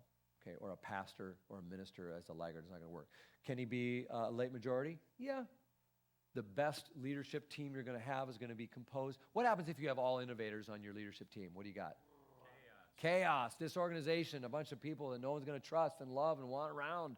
It's like, you guys are crazy. Just give me a break. What happens if you have all late majority on your eldership and ministry teams? That's what your church is, you're going to be on the decline. Exactly. You will be on that same part of the first member of the life cycle, because you can't ever move forward on anything because the people who's trying to present the ideas can't even get there. Okay?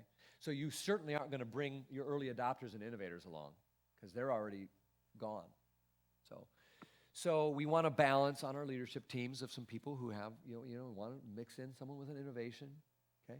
Want to mix in, but the healthiest teams usually have early adopters and early majority on them. Those are the healthiest leadership teams in my experience. And then they have respect for and touch with everyone else, and they're not dissing, those stupid visionaries or those dumb analytical people. We don't spiritualize it like, well, don't you love Jesus? Why don't you get on board? And Dale's simply saying, no, I just like to see the numbers on this. Okay? Show them the numbers. Okay? Show them the numbers.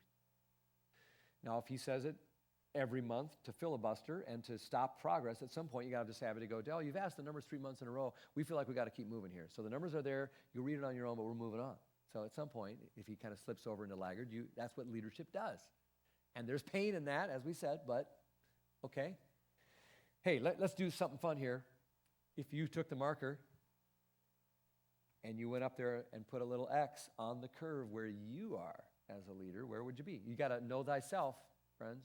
Where are you? By nature. I mean, some of us get uncomfortable. Don't put me in a box, okay. But you probably tend to be one of these, or, Does everybody see where you are? And can you think now of someone else on your leadership team? Put an X where they are. Kind of go through the people you're working with. If you're on if you're on an eldership or a deacon team, or you're serving in a women's ministry, whatever it is, kind of just go around the table. Can you see the dance? We sometimes do. And I'm just looking at it through this lens sometimes just helps appreciate, okay, we just got to allow people a little more time. The further you are this way, we need more information and time. Okay? That's probably enough on that. You get the gist. Can you change? Can what? Sure. Oh, yeah. And your context will determine it. Like in some settings, I'm super progressive. Other ones, I'm like, I don't know what I'm doing here, so I go way slower because I'm out of my element. On financial stuff, I'm way slower because I'm just dumb on financial stuff. So I need them to go through stuff 3 times. Like, wait, whoa, this sounds scary to me. So I stop. I don't get it. All of a sudden, I become a late majority. On a lot of other stuff, I'm early adopter. So yeah, your context changes. But by and large, when it comes to church stuff, most people, when I say this exercise, they know right, they can almost draw a line right to where they are. And that's just good, it's just good self-knowledge to have.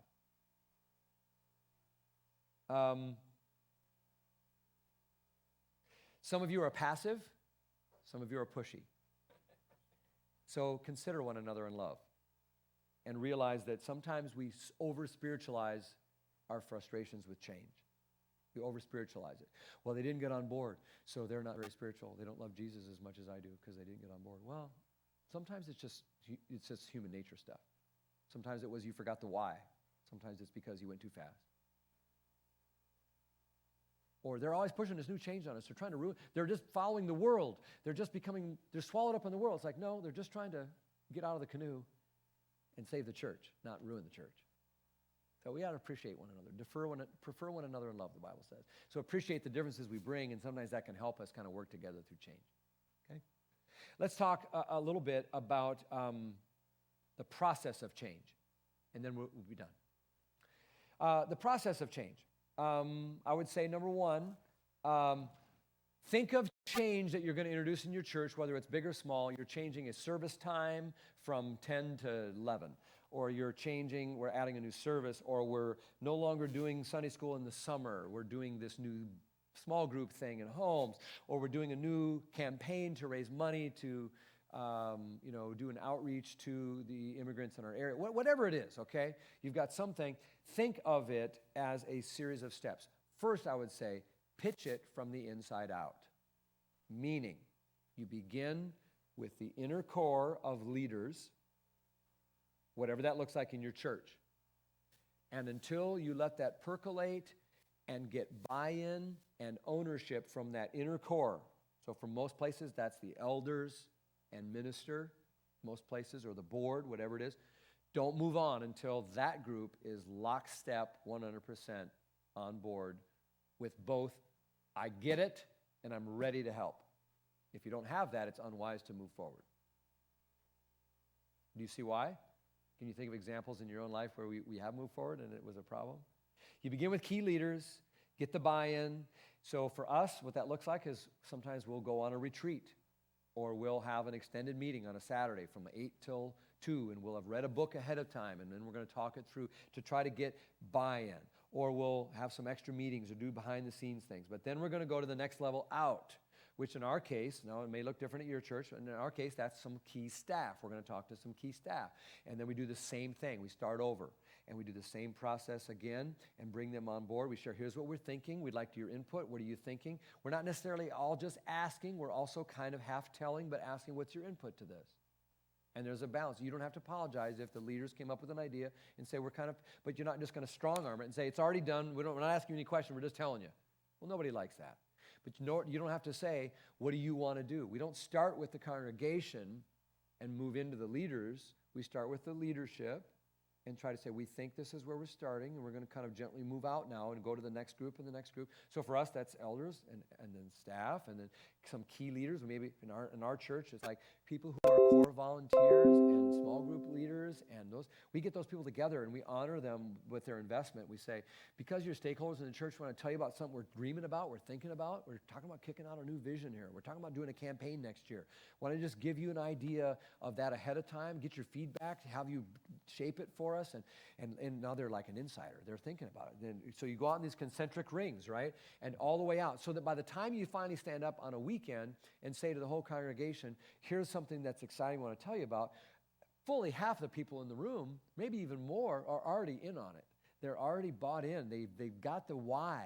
They know it. And the only ones that are hearing it are your passengers and stowaways at that point. And they're hearing it, and they're saying, okay. And if they talk to someone in the parking lot, it's going to be Dell. And Dell's going to be like, oh, yeah, well, here's the why. He can answer the why. He's already bought in. He's already got clarity. Your change is going to be so much more effective if you can just slow down, map it out, and say, what conversations and buy-in, what would our church breakdown look like? For many of us, it's going to be really a lot simpler than our church. It's going to be the elders and maybe a group of leaders beyond them and the church. Or maybe it's just the elders in the church. I don't know. It could be simple. But the sequence really will matter, because if you don't have buy-in at the core level, you're going to have conflict and trouble. Does that make sense? That's my suggestion to you. Pitch it from the inside out. The second principle I would say under process of change is we've got to learn to get better at teaching our way to a new reality. Teach our way to a new reality.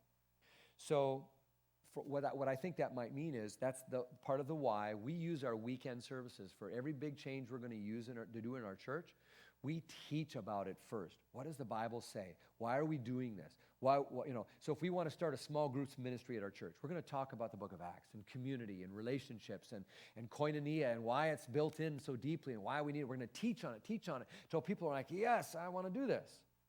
Teach on it and give the biblical, theological, and the vision reasons for it. Then we're going to do an event or a one-off or some kind of demonstration of that thing we taught about for maybe 3 weeks or a month.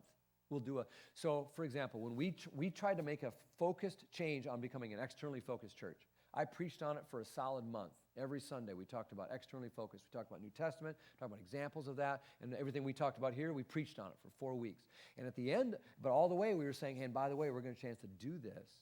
And 2 months from now, we're going to have a big serve day. We're going to do this, and everyone's going to wear a T-shirt. We're going to show up, and we're going to serve. We're going to make a splash for Jesus. And so they're like, oh, okay. So, but it was just a one-off. It wasn't a new program. It was a thing. So that's what I would suggest.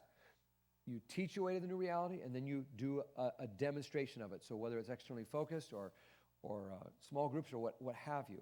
And then you can anchor it in to your church life with an ongoing program. Hey, remember when we did that externally focused sermon series? And then we did that one day? Well, we're going to do that one day every second Saturday now. You can come. It's called Second Saturday Serve, and you can come. We're going to do it every second Saturday. Now it's a thing.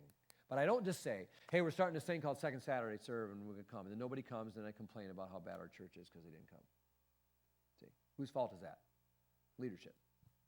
Change is a process, and people need time and vision and process. So start from the inside, move it out, teach your way to new reality, then demonstrate it, then anchor it in.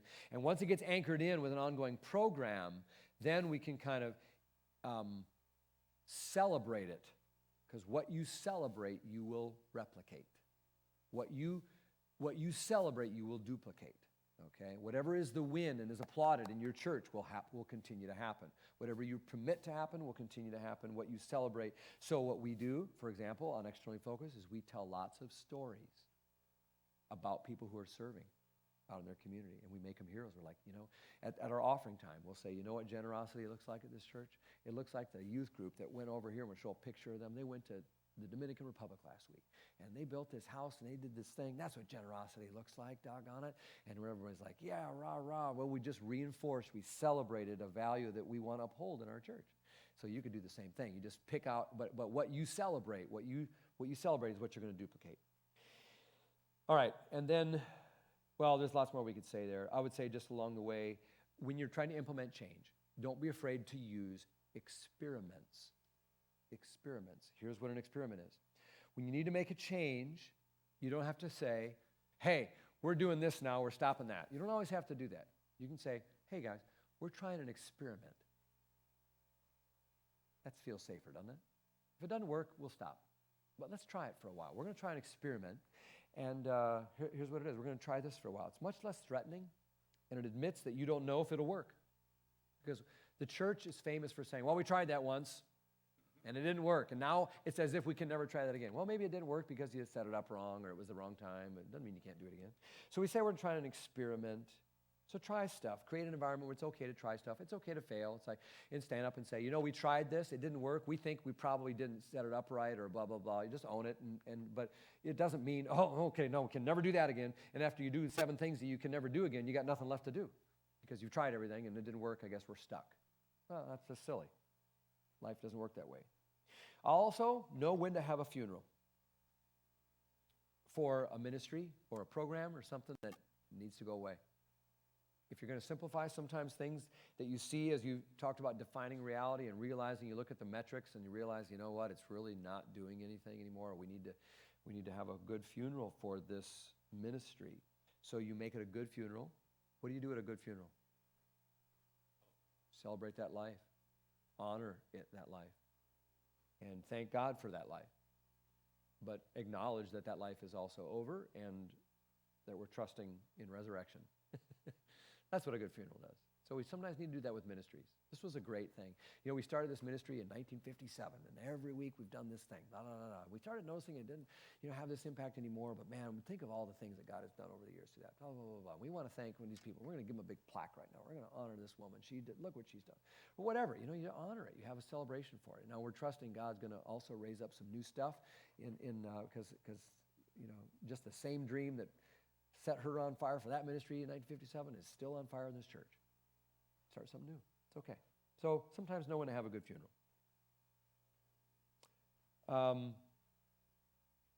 This is because ministries, by the way, they can grow past their usefulness.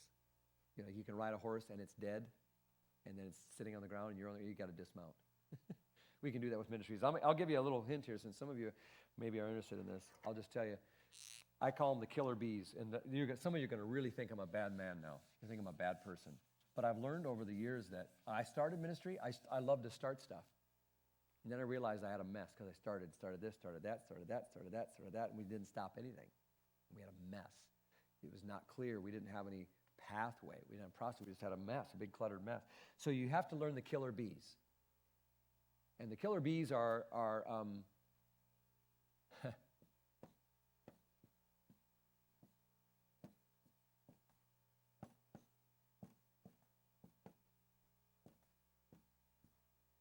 there's one of three things that you should be able to do with every ministry in your church. Every program, every ministry has to have one of these bees going for it, okay? Some ministries, you have to decide we're not going to do it anymore. You're going to bludgeon it. You take out a club and pummel it. It's got to go away. Now, you do it kinder than that. You do it in the name of Jesus, with the love of Jesus. But it's like, we can't keep doing it. We can't we can't keep doing this. It's running at counter purposes. It's cluttering things. We just simply can't continue to do it. I think this is rare, but sometimes there are ministries that need to be bludgeoned. And there's one person who's holding on irrationally to it because it's their idea or whatever, but it's got to be bludgeoned. More often, when a ministry needs to go away, sometimes we do what's called benign neglect. We're very kind about it, but we just stop putting resources and energy and advertising to that ministry. It's kind of there in the corner. We still have the quilting group on Thursdays, but it's not a ministry that's our main thing that we're using to change the world. So we just benignly neglect it. It'll live its course, and if it's serving a need, it's not going to drain you, and it's fine. But you're going to you're not going to sort of stand up and say, welcome, to church today, and I want to make sure everyone knows that the quilting group, the 4 people who go to the quilting group already know it meets on Tuesdays, okay? If it's not your outreach ministry, you don't announce it from the pulpit, okay?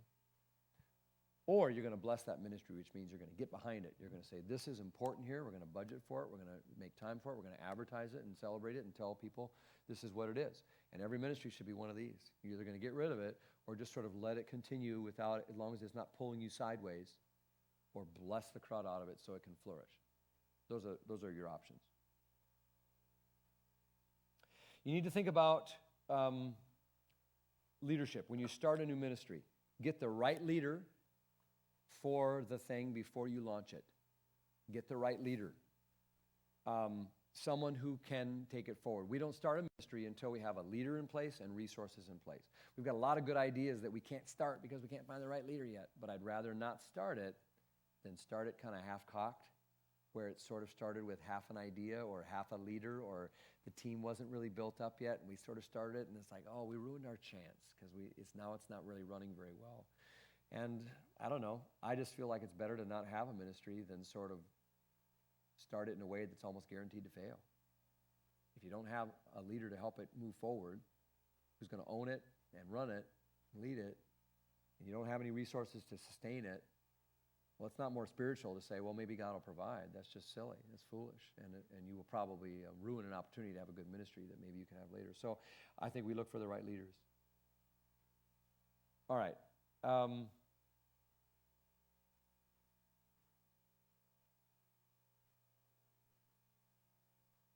Let me give you one last thing, and then we'll be done. All right. This is super helpful. I would just say, think of the difference between the basic, I'm sorry, you said you guys probably can't see that very well. Can you see that back there? Not very well. Think of the difference between the primary outlook of a visionary and an implementer. Okay? A visionary or an implementer. A visionary is on that change scale, the one that's the innovator person probably. They are the person who tends to think of new ideas. They get excited about the creativity part of this. They get fired up about what could happen, and they love the why. An implementer is more of a tactical person, more strategic thinker, planner, and executor. They are less excited about the why and more excited about the what and the how and the when and the who and the plan and the sequence and the process and the stages and the costs and the benefits and the analysis they want to get down in the weeds and they want to figure it out and they want to implement. They want to actually put it into practice. And very rarely is the same person really super gifted in both. God gives us different gifts. And he puts us together in teams so we can work together. And your leadership team in your church needs desperately to have the visionary gift and the implementer gift represented. You do not have to have those yourself. You have one or the other that you probably lean toward, and you need to know what that is as you bring that to the table. Don't try to necessarily be the other. Appreciate the other side. And so, if we don't have a visionary occasionally in the mix, you got a bunch of bean counters and implementers that sometimes never get a hold of a new idea or never come up with a new idea or embrace an idea. We need that visionary to kind of help us sort of picture where we could go and be. And the Bible's filled with examples of visionaries. Prophets were visionaries, for example. They weren't great implementers.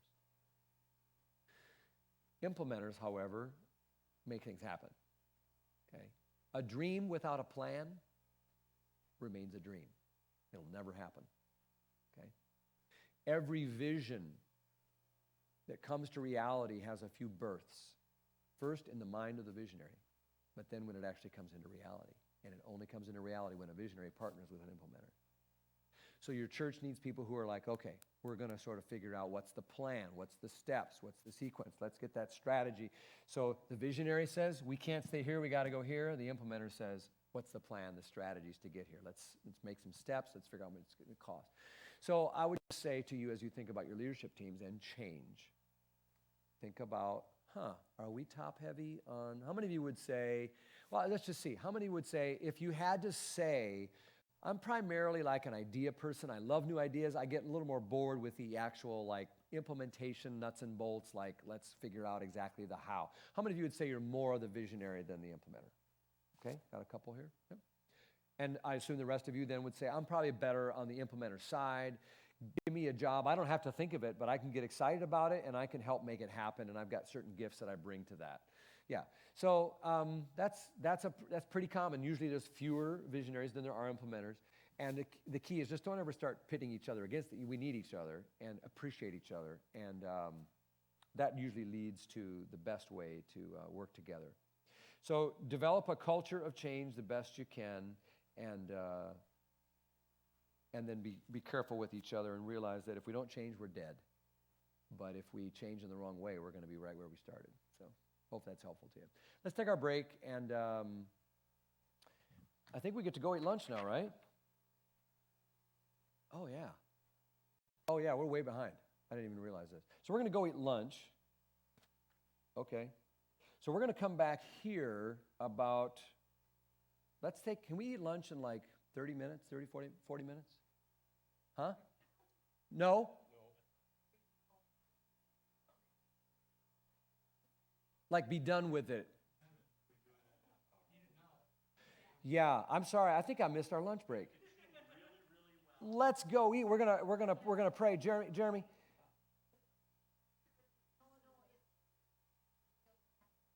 No, we won't want to do that. We're ready to go eat. And I think I missed by several minutes here. So you're going to help me out by saying, let's eat and let's come in back here before 1. Let's see in a half hour if we can kind of yell at each other and say, let's come back in about 12:45. If we can pull that off, that'd be great. All right, can we pull that off? Visionary elder in the back, can you pray a visionary prayer for us for lunch?